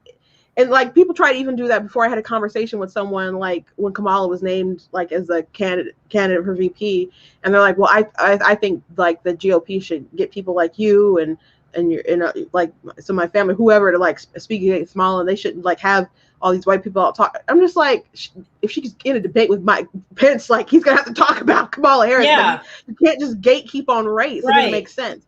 And they're upset because Marsha Blackburn had said something about. I'm like, well, what did she say? And then they had to look it up. And then he looked it up, and it was like, well, they said she's the most liberal like person. I'm like, she is. She was voted. That is not even like an absurd out there thing that he criticized. That's just what the truth. And so I had to break it down and made them look like, you know, they're like, well, thank you for challenging me. I'm like, okay. Oh my gosh. Make it a little harder next time. Yeah. Like, so the person was essentially saying that because they're white, they shouldn't be speaking on it. Yeah. And yeah, I don't agree with that. I'm going to have to find the video and try to post it up tomorrow. But I was listening to this yesterday. There was, I don't know what her race was because I was listening to it on the radio, but the way she annihilated this school board in regards to critical race theory was amazing. Mm-hmm. Like it was, Breitbart News was playing like the whole cut. And I was just like, that was amazing. And they were trying to silence her. They're like, okay, that's it. You need to end it. Why do I need to end it? I know it was somewhere in New York because I could hear the accent. So I'm pretty sure it was somewhere in New York. She's like, you realize that there are more parents like me that are speaking out across the nation in regards to this critical race theory. And like, I don't understand why people on the left think that it's a good thing. I haven't figured that out. You mean the deep left pushing it, or just the like in general? Because there's a lot of people just don't understand, and they hear it phrased like Chris Wallace and Jen Psaki. We're just like, it's just teaching people to be more accepting or about history or whatever. They totally phrase it in a way that's totally disingenuous. And right. They don't realize that reading between the lines. It drove me crazy how many people didn't understand the truth about Black Lives Matter, or they would make excuses. I'm like, go read their website. They say they want to destroy the nuclear family. Like that is very aggressive language. Like yeah. I'm like, and like we want to dismantle cisgender privilege. I'm like, why is Black Lives Matter in that fight? I'm like, how do you dismantle cisgender privilege? Like cisgender privilege is stuff like you can go into a locker room and not have to feel bad about or embarrassed because of your gender. It's just like, okay, but I'm a big woman. I go into a locker room and like when in high school I was like embarrassed. I'm like, that's not such a privilege. Like, women feel that way. Yeah. Like, oh my God. I'm like, so how is Black Lives Matter going to dismantle things like that? Yeah. Why are they even dabbling in things like that? Because the race stuff, like the police, that's just stuff they do on the front, and their back end is just all like Marxism ideology, but all the groups and stuff they really have given their money to, because they raised like 90 million, they pocketed like 60, and then they gave some to like 30 different groups. It wasn't 30, but it was like maybe like 28 or something like that. Right. I think like 21 of them were like specifically LGBT. So, and that's fine if that's what your group is for, but like my sister, when she was down in Mexico, she was talking to somebody from like the church, and all they listen to is CNN and like Mexican CNN. So their world was just rocked when she was telling them information. And so she just thought Black Lives Matter was she thought it was a Christian organization for some reason. She's like, no. And she's like, well, at least George Floyd, I knew he was a good man. She was like, no. What? Oh no. Oh so no. She's like, well, Obama was like my favorite, and she's like, he wasn't good for Christians, and like he's the one that started the race war. like she blew their minds. She like the bias they had, like the stuff she was telling me. that she wished she had recorded my reaction to the stuff she was telling me how they were reacting. But she said they hadn't heard of like Fox News, they hadn't really watched stuff like that. They just basically have the CNN. Wow. I see now. I wonder if that's how it is in these other nations that are like extremely left wing. If it's the same thing, if they're just not getting like, I mean, we know that they're all being brainwashed, but I didn't know that wasn't like available to them down there. So now I'm wondering if that's how it is in other places. Cause like, I mean, look at like London, England, I guess I should say, but like, just some of that stuff, that blows my mind. That's crazy to me. Well, I know they have like, I don't know about what they might air on TV and stuff, but like Daily Mail, is that more kind of like sway, maybe a little more to the right, maybe, but I don't know if that could be a fringe paper over there. Yeah, I don't know. Yeah, who knows? Man, that's crazy. That's craziness to me. But yeah, that really blows my mind. I was thinking about that the other day, like how deep all this actually really goes. Like the fact that like BLM, for example, they're everywhere. They're not just in America. And it's like, how did they spread Antifa everywhere? Like, how did they spread outside of America like that? And it's got to be what it is they're being brainwashed through their own mainstream media. Well, people are brainwashed and they're organized very well. They have money behind it. They raise money from suckers all the time. Yeah. So I mean, but the ideology that they have, I mean, it's rooted in cultural Marxism. So I mean, we never really lost, but I mean, won the Cold War.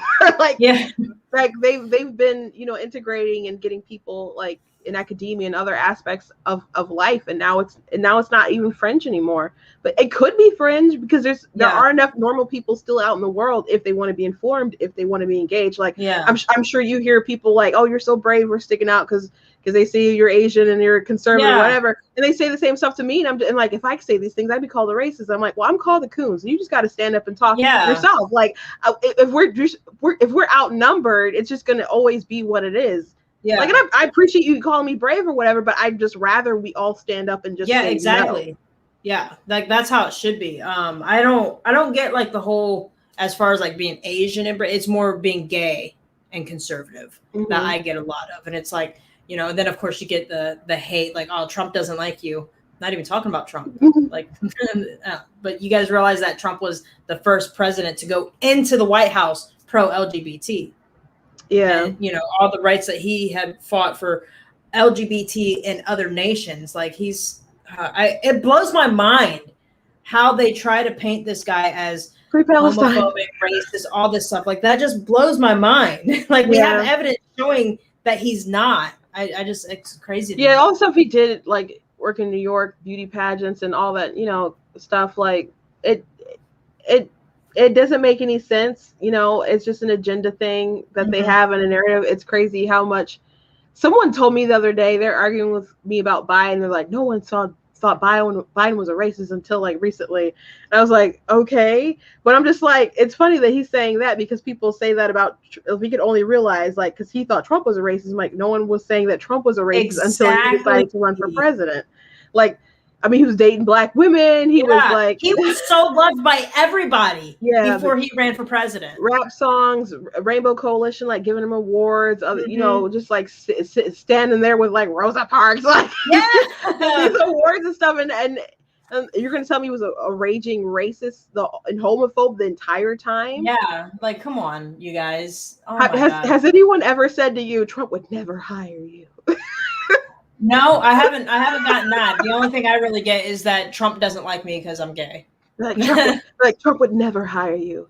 He would never vote for someone like you. It's like, oh my gosh. I hope he comes back and I hope he names Candace Owens as his vice president. That would just make all their heads explode. It would, but that's not going to happen. You don't think it's going to happen? Well, Candace definitely not. But with him, I don't know for sure. Like I was talking to my family the other day, and so I was like, Dad, do you think he's going to run again? And so my sister, and this is when I was taking him home from the airport, and my sister's like, he was telling the Mexicans that Trump was going to do it again. And Dad's like, well, I don't know. But I'm just like, he's home in like Florida. He's golfing. He's with his family. He's not being like harassed every day. And like, I don't understand why you'd want to, and I think a lot will depend on however he feels, and as an older man for 4 years from now, he'll be as old as Joe Biden is right now. Yeah. So, and that's a conversation I think we need to honestly have, because it's not working too well for Joe. I think that Trump will probably be in better health and mental capacity. Hopefully. but that's something that we do need to consider. But I don't know why. I don't know why he personally wants to do it, especially when there are other people like Ron DeSantis is like killing it right now. Oh yeah, yeah. So he is killing it. I don't know. I met Rod, Man of Justice, the other day. I mean, last week I was talking to him about it. He was like, "No, Ron should do another term as governor." I'm like, "Stop being so selfish." So I think with DeSantis, I think it's really going to depend on who would be his predecessor. Yeah, well, that was his concern, because he said like another Democrat could come in who was popular and then like take over and then like bring the state backwards. Yeah, so I understand that concern, and why wouldn't you want to milk 2 years out of him? I think if him, so some people think if he's not going to run at the same time that Trump would run, if Trump actually decides to run. And maybe perhaps it's true. I wouldn't want him to be Trump's VP. I think that would be a waste of DeSantis. He might as well remain governor. So we'll see. Everybody is like waiting to see what Trump does. Yeah, I honestly think he's waiting until after next year's elections, because like my thing is like, why would he announce now? Like everybody's like waiting, and I mean he spoke at on the C-SPAN thing, the Republican Party convention today. I haven't obviously seen it, but I mean, people are waiting like, oh, is he going to announce it? I don't think he's going to announce it now. Like they're already running a smear campaign on him. As soon as he announces it, it's going to be a million times worse than what it is now. Yeah. And plus, he is dealing with obviously legal actions here in New York and, trying to get through all of that. So I think he's going to wait until after the elections next year to see what the Republican Party is going to look like. And then I think he's going to announce whether or not he's going to run. I think he's also kind of waiting to see how much he's going to be vindicated, because obviously like the stuff with the Wuhan lab and others like that stuff. And so we'll see as more stuff comes out, like the border situation. Like obviously he had the right idea. They had a much better handle on things, especially like by the time 2019 came around. And now it's just, as Ben Shapiro would say, a bleep show, Like, yeah. Just, so he's being vindicated on a lot of different levels, and so I said I was going to start doing some debunking things, talking about how the media like lied on him, and even though he's like out the White House and stuff, I still think it's important to show how the media lied to kind of unravel people's minds to see how much they were played. But the thing is, like, they don't want to see it, because. So my friend that I was going back and forth with on Facebook, I had said something on it during the impeachment, and she come in with something smart ass or whatever. And I had said, now that you guys are seeing the impeachment trials and seeing that he did not incite violence, and you're seeing that the left actually did, how are you guys feeling now? And she comes in, I condemn anyone that incites violence. I'm like, are you seeing what the media did though? Like, because nobody said anything about the left when they were actually doing it. I'm like, are you seeing now that he's not inside? Well, I'm not watching the impeachment trial. If the impeachment trial was so important to you, it's so important for him to get impeached, why would you not watch it? I'm like, she's like, well, I'm going to watch the highlights later. That's the problem. You cannot watch the highlights. You need to watch what's live, because they literally put up a side-by-side shot. This is what CNN put up, and this is what actually happened. And they showed how CNN was manipulating everybody with his speech. Yeah. And so the fact that they did that and people are still not seeing it, I don't think that they're really going to care. Some people will care. Yes, some people will care, and you just need enough people to care. I mean, Biden and Kamala, he's not doing as well with independents, and Kamala is like underwater with independents, and that's where they need the numbers, because we're basically half and half. I mean, the Democrats, there's a little more Democrats than there are Republicans, but independence is where you're going to make your bread and your butter. So that's why the Republicans are split though, because we have our Republicans and then our little portion over here. They would technically be Republicans, but they're like, I'm an independent. Like I think that's what's messing us up. Like I know people are like, we need to get away from the two-party system, but it's like we can't do that right now. Like we cannot do that right now. That's what's messing up the Republican Party. Yeah, well, they just, like I said, as more stuff comes out and Trump is kind of more vindicated on things, I think you'll kind of see a tide change, and then we'll really see what Trump is going to decide to do. Another thing my sister said, they were talking about, like, as this Fauci emails and stuff were breaking, she's just watching CNN, and all they were talking about was January 6th. Oh my God. Because the committee, they're still trying to get that committee stood up. And I was talking to somebody about that. I was like, what's the point? Kind of pause for a second. Are we good now? Kind of pause for a second. I'm going to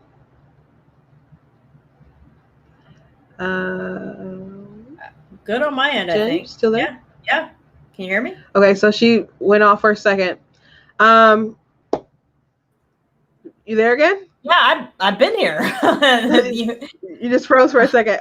Okay. It's okay. You're back. Yeah, but they're trying to do the committee, so that's the news that they're making now, and it's just going to be a crazy kind of committee, and they probably feel it's like revenge for other stuff, like obviously.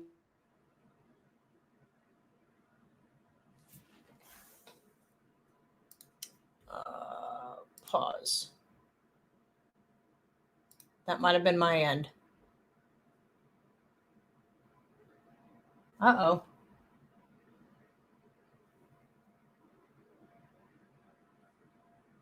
I don't know what's happening. Close. Is it me that's frozen? And close out of stuff. I don't know if it's me.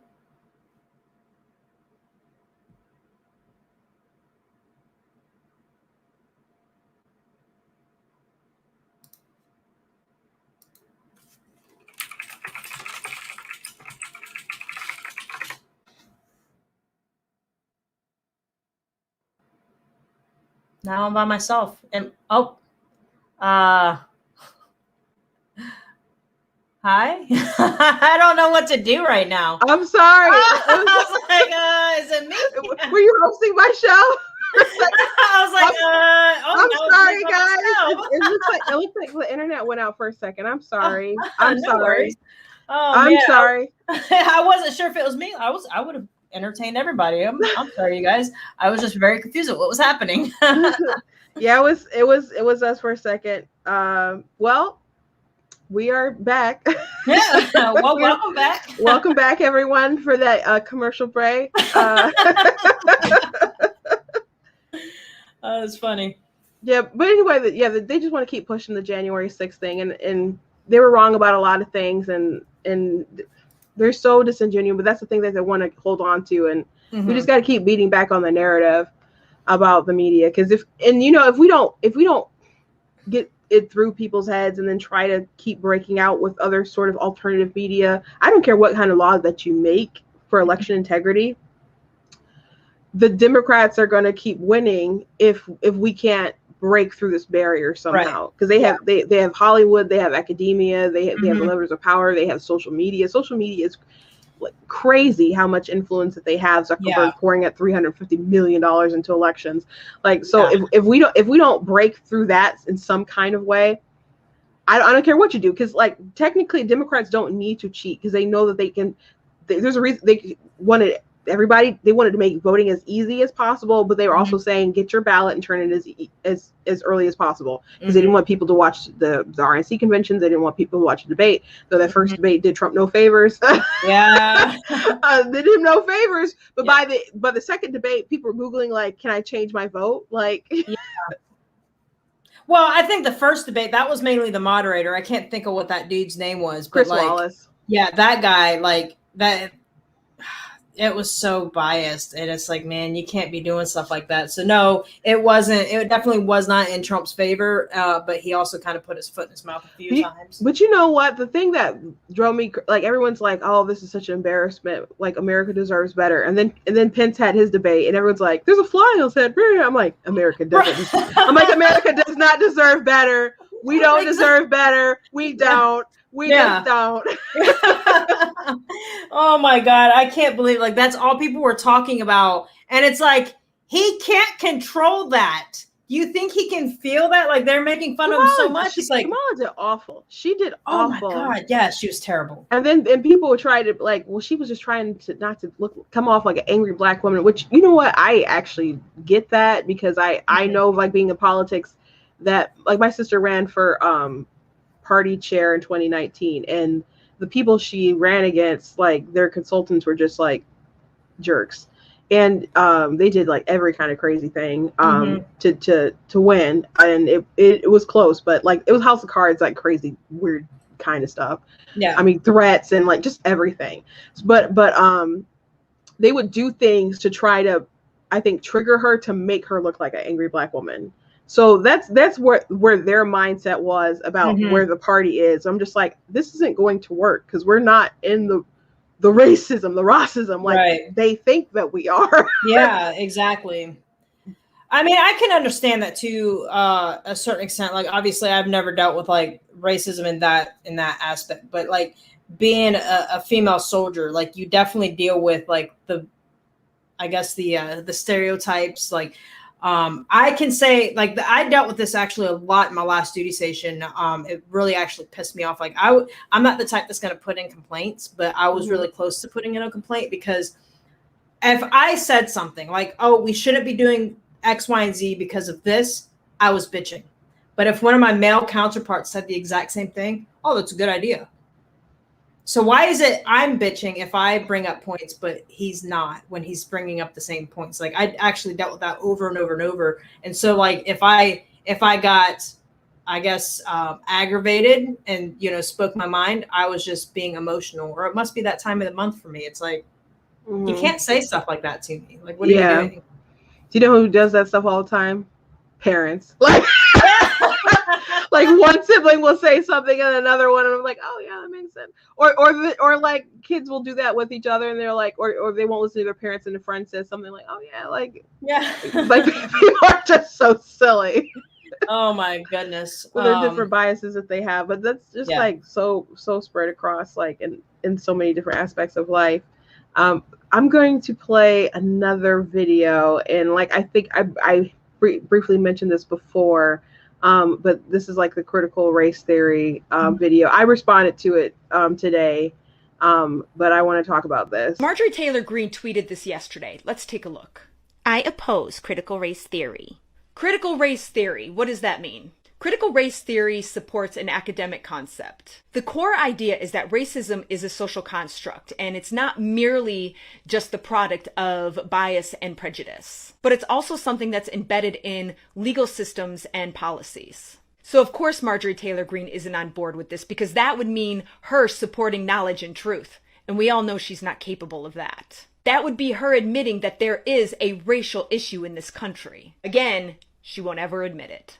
And that, in my opinion, is why Republicans are against teaching that in our public schools. Because knowledge is power.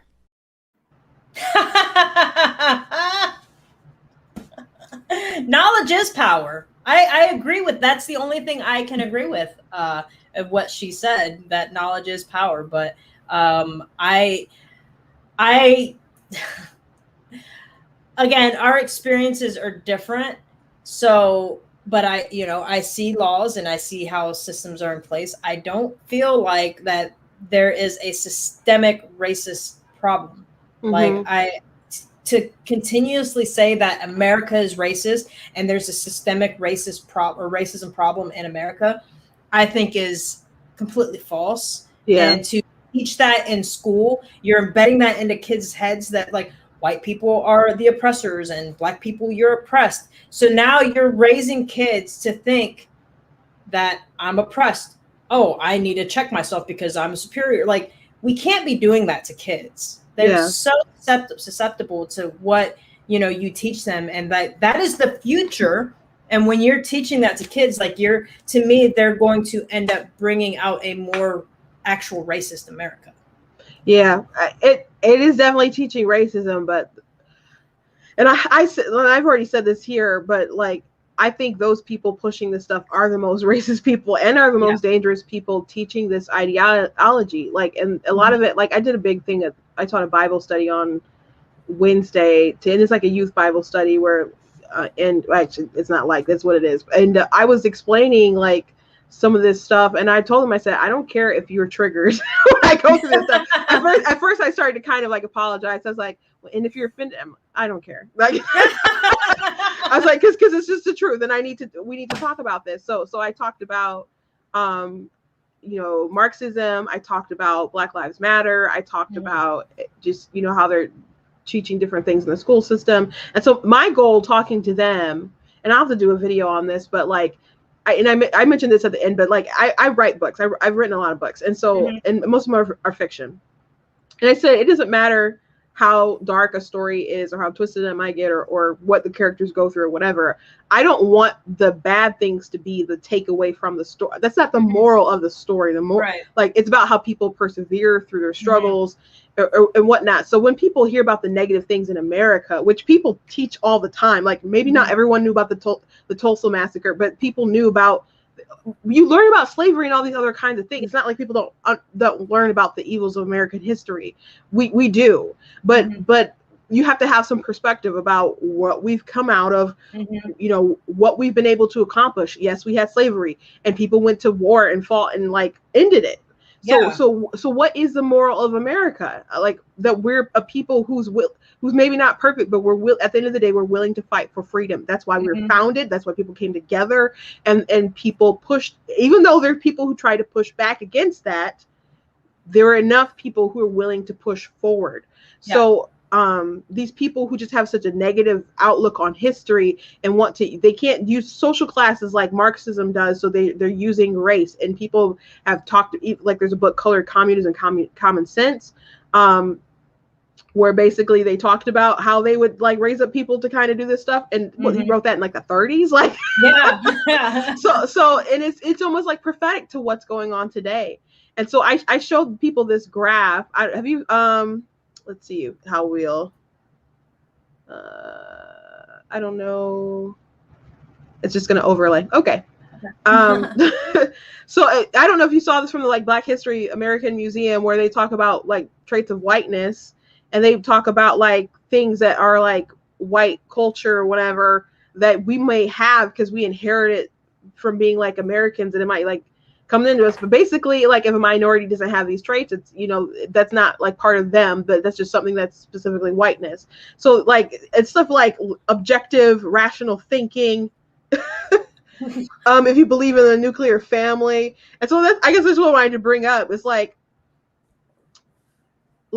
as an Asian person, do you think that that's something that's white, just the nuclear family? No, like that's not, I mean, I think that, oh my God, that blows my mind right now. Have you seen that? No, I've never seen that before. The African American History Museum, the big one in DC, they're the ones who made that. Wow. So only white people have the nuclear family. Well, if you believe in those, like those are like traits of whiteness. Like it goes on. Like if you don't entertain that there's more than one God, like if you believe like Christian Judeo values, if you believe like if you're like attracted to like men who like have like status, wealth, and power. So like what if you're attracted to a man with a good job? Like if you're polite, if you believe like in the justice system that intent matters, like it just goes on. There's just so many crazy things that's in it. Private property, if you believe like private property, like that's obviously a Marxist thing because they're trying to inject, so the critical race theory, they're really trying to inject people for Black people to have no sense of agency. So what they're doing is so destructive, and it's so frustrating to the like almost like to the point of like tearful rage. Of like when I think about these people who want to go around like they're white saviors, and it's like you don't realize that you're destroying America. Yeah. They're literally trying to bring us, like, take us backwards. Yeah. Like, and we're seeing it. Like, we're seeing it with, like, the self-segregation stuff that, like, all this segregation stuff that's happening. It's like, the Democrats, you got to give it to them. They're smart. They're getting what they want. Like, we know that the Democrats are the racist party. Yeah. And what they have done is they have successfully embedded into people's minds to self-segregate. Like, that there's segregation going on and people are thinking it's their idea, but really it just got embedded. And so we're going backwards. Like we got away from segregation for a reason, but now we're going back to segregation. Like that makes no sense to me. Yeah. I mean, it shouldn't make any sense to anyone, but yeah, you're right.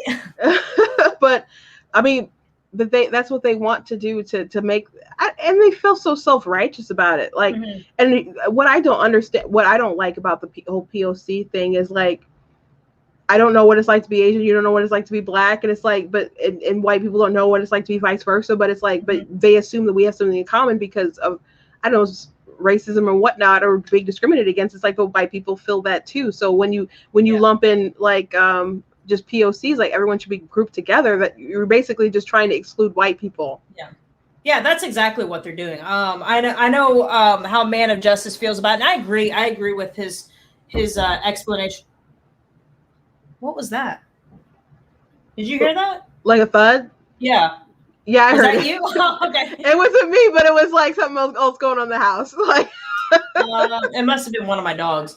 Anyways, like I agree with how he explains like the whole person of color thing. I do use people of color, ironically, because that's, you know, like the whole Asians thing. Like 1 month we're a person of color. I'm sorry. One day we're a person of color, and then the rest of the time we're just white adjacent. So I use person of color ironically, but I just, it's exactly that, is to exclude white people and to be racist against white people, because, you know, you can be, even though people think you can't.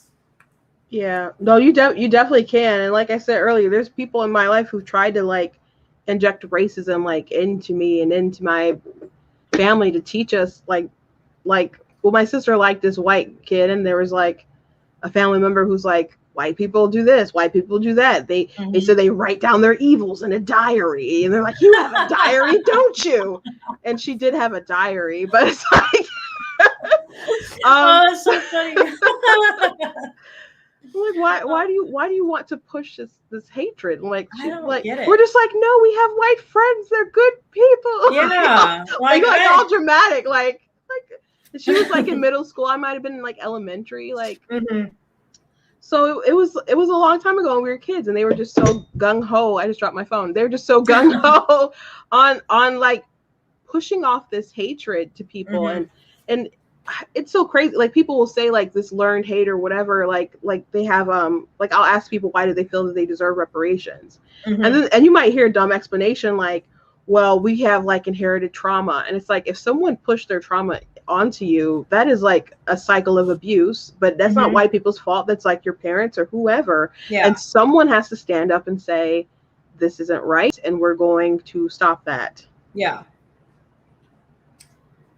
I don't get the reparations thing. I don't get, and you hear that explanation a lot with more than just reparations. Like I just saw somebody say something about, why do you like white people when they've been oppressing you for 400 years? I don't know anybody that's 400 years old. Do you? Like, I don't know anybody that's that old. So to say that like all white people have been oppressing for 400 years is completely false and just ignorant to say. Yeah, I when the two people talk about like, I deserve reparations because of what people went through for 400 years. Like, I'm going to do a TikTok where it's like someone's doing the math, and then at the end they're like, call like let me speak to the queen. Like, because that's not like all in America. Like, if you go back that far. But yeah, if we're, and we want to go back that far and say that, oh, well, I deserve reparations because of X, Y, and Z. Well, then we can go back to pretty much any race, and everybody deserves reparations at that point. Yeah.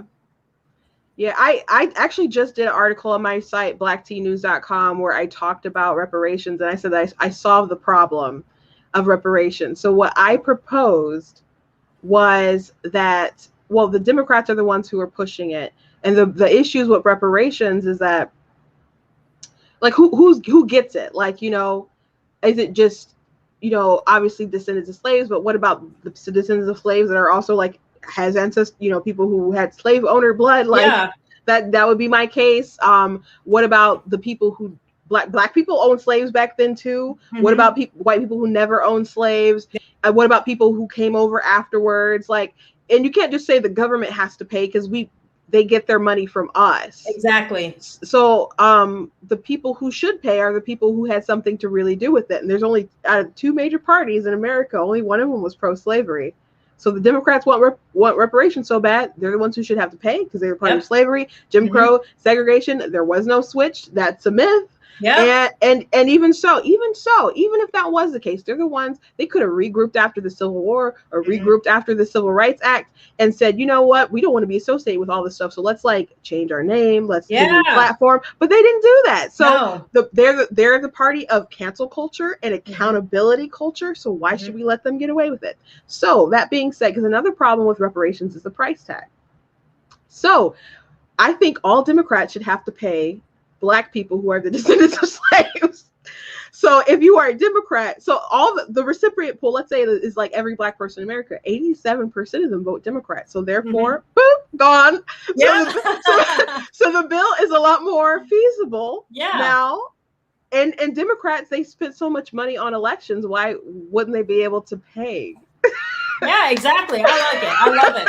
All of it. I'm here for it. Let's get this out there and let's get it going. Hashtag fixed reparations. Yes, hashtag fixed reparations. I love it.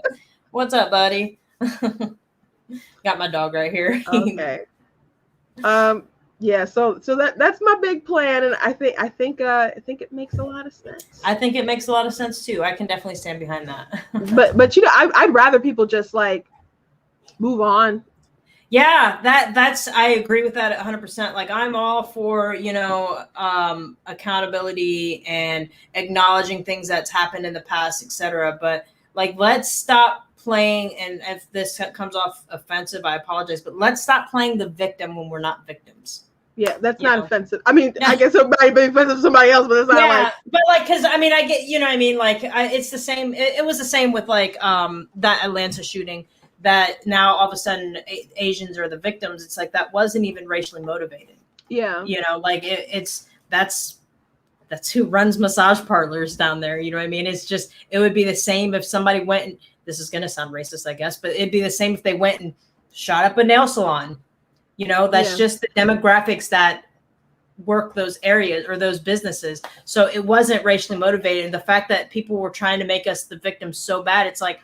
Why is that the thing? Why is that the thing to be the victim? That's the thing I don't understand. But I just like the whole everything is with the Asian like anti-hate and all that. It's just so disingenuous. I'm like, I've seen the demographics of the people who attack, like those are now Trump voters. Yeah. Like I'm sorry, the Black dude attacking a Asian man on the subway of New York did not vote for Trump. Like I just don't believe it. Yeah. So it's like those aren't Trumpers. You can't keep saying that Trump is responsible for the rise in hate. And first of all, a lot of people report hate crimes now anyway. So how do you know those optics aren't just skewed from that number anyway? But it's obviously not Trump. These people won't prosecute these people when they do heinous things that keep getting out. Maybe that's why there's a rise in crime. Maybe. Because of their bad policies, but they always want to go to race. Like Joe Biden talking about like, did you see when he was like, young Black entrepreneurs are so good, they're so smart, but they don't have access to lawyers and accountants. Oh no, Joe! Yeah, he like said that. I think of like his Tulsa like greeting or something, and it's just like, he just can't stop being racist. He can't stop. I when people talked about the poor kids are just as like smart as white kids, I didn't really ream on him that much. Like you could easily do it, but I'm like, I'm gonna like give him like that's a slip of the tongue. There's more things I can go hard on him for, but that paired with the internet thing, which people ask me all the time, like, how did you make this TikTok? Oh my god! Like people say that all the time to me. Yeah. And it paired with that, and then like the comment from the other day, it's like you are infantilizing us. Like you think we're incapable. Like it's a pattern now. Yeah. It's an established pattern. Like I can't like you can't refute it. Like you think that we are incapable, more incapable than everyone else. Like it is hard for like. Everyone who starts a business seriously, yes, you should have a lawyer, you should have an accountant, and that can be a hefty bill. But that's not racial. That's just life. Yeah, exactly. It blows my mind that people are not seeing that pattern with the Democratic Party. Period. Like it's the voting rights. Oh, that Florida, Georgia, now Texas. Oh, their new voting laws are racist. Voter ID is racist. How is it racist? You're being racist by saying brown and Black people can't get ID cards. Yeah. And it's most state IDs, correct me if I'm wrong, but I'm pretty sure most states provide state IDs. I don't know if most states do, because I definitely have to, I guess, pay for mine when I got mine.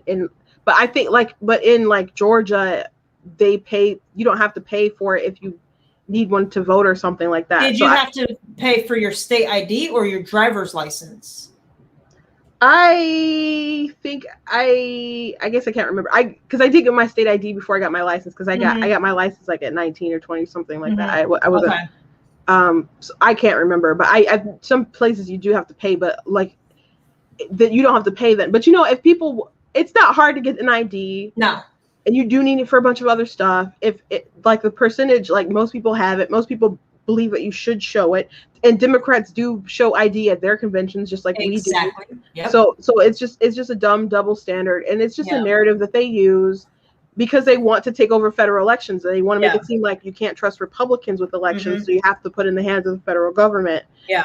And the reason why, if you recall back to 2016, when they asked Obama, like, Trump says you're going to rig the election, and he's like, basically, that's stupid. We don't run the election. The federal government doesn't run the election. And so after Trump won, they're probably like, oh crap, Obama had a point.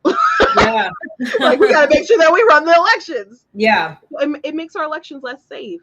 Yeah, I agree with that 100%. Like, HR 1 cannot pass. It cannot. I still owe a video to people. Like, people have been asking me to do a video on that. I need to do it. But like, HR 1 cannot pass. That's just going to make it easier for the Democrats to cheat. Yeah, it would be chaos if they did it, and but they know what they're doing. Yeah, the Democrats. That's why you got to hand it to them, because they are always 10 steps ahead of us. That's true, but I don't know. Yes, they've had a long game. Like, even with the markets and stuff, they've obviously had a long game, and they have like all the levers of power. And because of that, they're able to accomplish so much. And Republicans, they're not willing to. There's so many that aren't willing to fight as hard as you can to win. Like, I mean, I'm not saying you got to be immoral, do something crazy or whatever to accomplish your goals, but it's like some of them are more comfortable just sitting back and not governing if it means like to remain their dignified or whatever. Like I said Mitt Romney, like if there was an American like falling in a tar pit, like, and the tar is like progressivism or something, or like reaching out like, can you help me? He'd be like, nah, I don't want to get my hands dirty. Like, that's how I feel. Like, is an explanation of how these people are. At the end of the day, they'd rather look pristine. Like Jeff Flake, who was willing to vote for Biden, knowing that, and Martha McCallum did an interview with him, and he's like, but aren't you for school choice? And he's like, yeah, of course. And she's like, okay, but they're not. Like, so why aren't you? And she kept asking things that he's for, that they're obviously against, that they're not going to be on the same side yet. So I understand you don't like Trump, but you vote with him like 99% of the time. Right.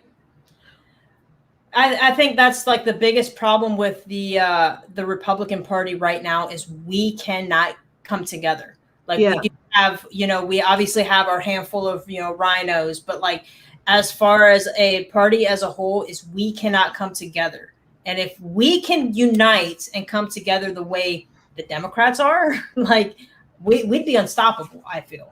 Yeah. Like they like, we talk about, Marjorie Taylor, and they talk about her, but they don't take the time out to. They should denounce like AOC or whatever, but that's not what they do. No, that's not what they do. So we waste time like talking about someone who does not have any sort of authority or pull within her congressional duties, but her people did elect her to that spot. So you have to respect her constituents, but she doesn't have any committee power or anything like that.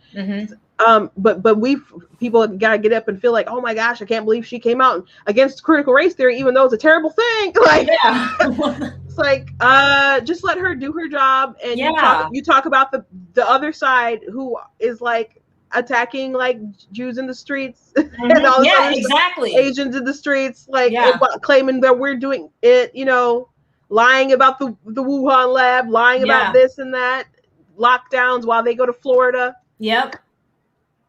Businesses closing down while they go get their hair done, while they go sit in restaurants with, their party of 20, having fancy dinners.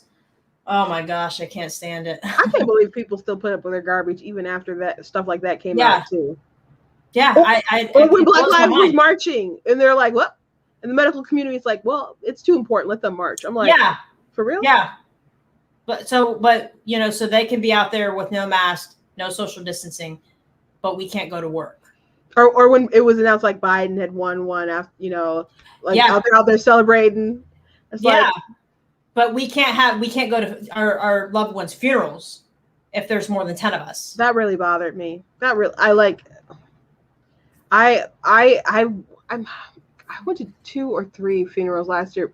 I went to 3, but one of them, like, enough people were able to go, and another one, it was a friend's mother who had passed, and so it wasn't like me and my sister, we sang it, so we weren't like as close, but there was someone in our church who passed away not from COVID, from cancer, and only a few people could go. And so my sister said, I want you to go because I don't think I'll be able to get through singing a song. And I think you'll be able to, not that I loved her any less, but, I just, could, and I did get through. It was hard. It was really hard. Yeah. But the fact that the only other person from my family who was there, like my immediate family, was my dad who performed the funeral. Yeah. And so the fact that, this is, I've known her since I was a little girl. Yeah. So, it just blew my mind, just all the things that people went through this past year.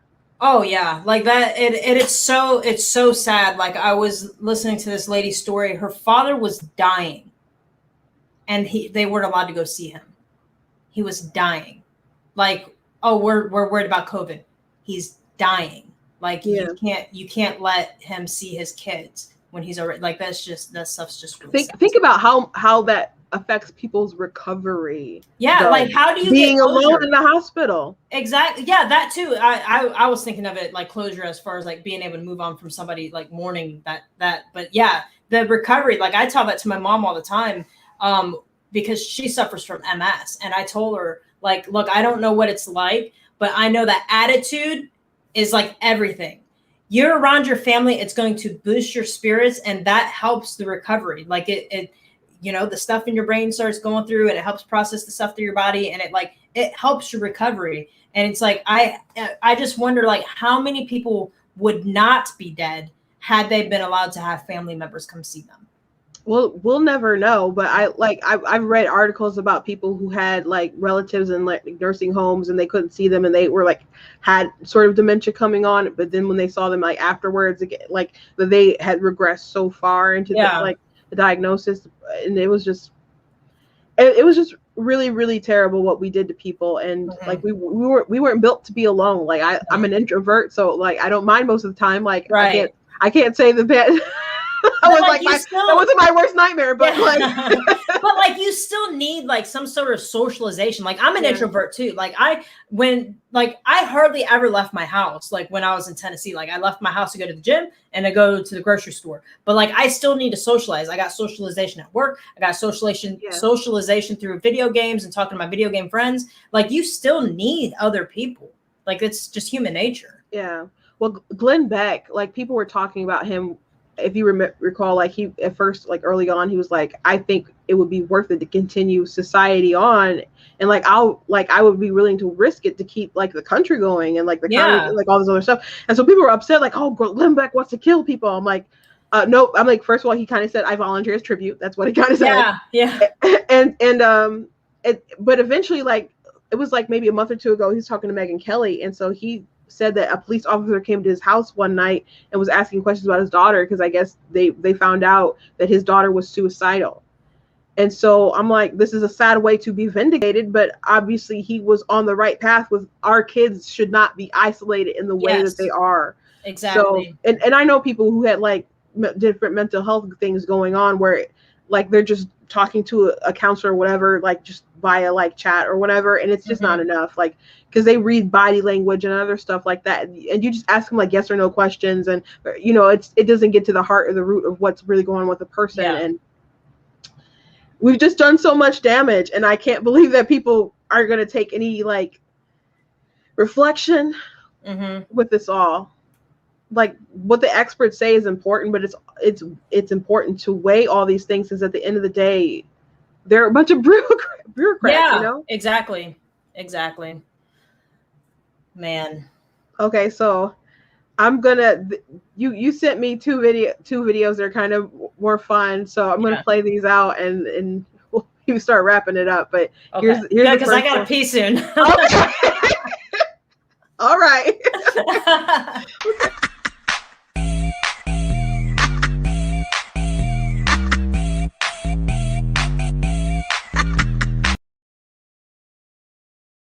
Her laugh. God. Oh my God, her cackle. Yeah. But that was just so perfect with that song. When I saw that video, I was like, it works. It's like it's perfect. It's so funny. I didn't realize that was a song. I thought someone just like no. That's an actual song that they I can't sing the lyrics, but yeah, that's an actual song. Is it Salt Pepper that sings that? Hold on, let me Google it real quick, and then you can like look up the song later. Yeah, I totally thought that was just like, I'm like, oh, that's impressive. They just took their little cackle and made a song out of it, which her cackle is like pretty darn amazing. And then she'll just laugh at just like things you shouldn't laugh at either. Oh, she's so inappropriate. So like remember when was it Colbert asking her like, man, you after she was like the VP, like you really went into Joe like in the debate, like basically like said he was a segregationist, and she's just like, it was a debate. Yeah, we were there to debate. And it's like, so what? You were there to lie and be disingenuous? I said the quiet part out loud, I guess. But she's the most disingenuous like politician. Like, yeah, I agree. In modern time, like the first I mean, she made her name for herself, but the first time I really noticed her was the Kavanaugh hearing, and she was like, "Oh, I believe Christine Ford." I'm like, "Ma'am, you did not hear her testimony." Yeah, yeah. Did you listen? Like, what testimony? I'm like, how do you believe her? You did not hear what she had to say. She couldn't remember anything. Like that wasn't a testimony. But this was before her testimony. They had a press conference, and she's like, "I believe her." I'm like, you didn't hear either one of them yet. Oh my gosh! And she was. I'm like, weren't you a former prosecutor? You know better, man. Yeah, she don't care. She don't care. Okay, so here's the final video of the night. When the night has come and the land is dark and the moon is the only. That is one of my most favorite videos. Oh my gosh. I wish I could have had the reaction when I first saw it, because I just like, I wonder if my sister heard me, because I just had busted out laughing like in my room when I saw that. Well, that one was pretty darn funny. Oh yeah, that one was so good. Somebody had sent that to me a long time ago, and I come across it again recently, and I was like, I've got to share this. This is so funny. Like it was just perfect. Yeah, there's some like, there's obviously a lot of good political content and obviously a lot of trash opinions on there too, but like there's a lot of fun like videos of TikTok that are just really, really funny. And that one made me like laugh out loud. I love it. It's so funny. Oh my gosh. Oh man. Sometimes like it's okay to like laugh at yourself and, you know, joke on yourself. And that guy definitely like he did it perfectly. Yeah. It just, you know, you just take what, you know, people might say things about you, and you just yeah, they can't really say anything about you like if you're laughing at yourself anyways, you know, like oh my goodness, that actually really gets under people's skin. Like if they try to come at you about something and you just make fun of yourself about it, it's like, well dang it, I can't even make fun of you because you're making fun of yourself. Yeah, I'm gonna say this and I'm gonna let you go so you can go through your thing. But like, so I was talking to my youngest sister the other day, and I was like, you know, out of all the things like my haters will talk about, like my weight or well, first like the coon kind of stuff, that's what they mostly say. But when they might start do things like you're they'll say something about my weight, or they'll say something about other stuff like that. I'm like, but they didn't say anything about my eyebrows yet. And I kind of have like a Vulcan thing going on with my eyebrows. And so I'm like, I'm when someone like says something, finally, I'm gonna like do like a big thing, like you found me, or like aha, or just like maybe balloons, confetti, or whatever. And so literally the next day, my oldest sister calls, and she's like, if you're really gonna do this like TikTok thing, I'm gonna send you some money. Well, not TikTok, but just like podcasting or whatever. She's like, I'm gonna send you some money so you can get your hair done and you can get your eyebrows done. was like, and I told her what I had said the day before. I'm like, I was wondering if someone would say something, and it's like my own flesh and blood. Okay. Yeah. Wow. But I'll nice. I'm like, I'll take your money, and I guess I'll get that taken care for of. real. My goodness. And, it's like people, like when people, I feel like when people make like jabs about someone's appearance, that just shows how not intelligent they are. Because like if you have to point out something obvious, like I've had people talk about, man, this like lesbian, awesome, good job for pointing out the obvious. Or someone saying something like, oh, you look stupid with your backwards hat on. Thank you. Yeah. That just shows that you can really contribute to this conversation. Have a great day, buddy. Yeah. Well, that's another, like, people like say something about my gap, and I'm like, I mean, I guess I think this is correct, but people would say like that was always like a beauty mark in like African culture. Like that's what I heard. I don't know if it's true, but that's just what has been said in the Black community. And so it's like when people's like, you have a gap, and I'm just like, why, thank you for noticing. Like, yeah. Like I'm not, something else I like doing too is like when someone points out obvious stuff like that, like you run, you're like, what? You don't say. I didn't know that. Yeah, I love picking with the haters, but it's been so fun, going through these videos and having this dialogue. Was like, I hope to do it again soon with you. Absolutely. I had a great time, and I appreciate what you do. I love your headline, The Coffee. For those who don't know, she just takes headlines and kind of gets her coffee and just walks back and forth, just like pointing to headlines of the day. And so it's a fun way for people to keep up with the news, with things that aren't being talked about, because CNN's just talking about January the 6th, so that's all you'll see on that network. So if you're in Mexico, follow Jen on TikTok so you can know things. Oh my gosh, yes, this was so much fun. Thank you so much for having me. I love your videos as well, and we should definitely do this again. I had a blast. Okay, just let people know where they can find you before you go. Okay, so obviously you can find me on TikTok. This way, Generator. I'm not used to this camera, but Generator right here below. Go to my TikTok. You can also click on the Instagram link. Don't follow my main Instagram. Follow my not Generator. And then you can also find me on Twitch, same screen name. Find me on Twitter. I don't really tweet, but yeah, those are the platforms, and all the screen names are the same except for my Instagram. It's not _Generator. Okay. Well, please go follow her if you're not following her. She, like I said, she's got a lot of great content, and you will laugh, and there's serious things too, but she just likes to have fun, and I had fun today, so thank you for coming on, and we'll definitely do this again. Absolutely. Thanks, buddy. Yep. All right, thank you guys for tuning in to Black Tea News. Please go to blacktnews.com, check out articles like the one I mentioned about the reparations. Please share that around, and please trigger a leftist today. And please go to blacktnews.com and check out the merchandise that we have in the store, like this cool goat shirt, this Denounce White Supremacy shirt, which is so funny. Someone tried to say I was taking stuff out of context, especially with the, like, you ain't black. So I had to, like, school them with that one.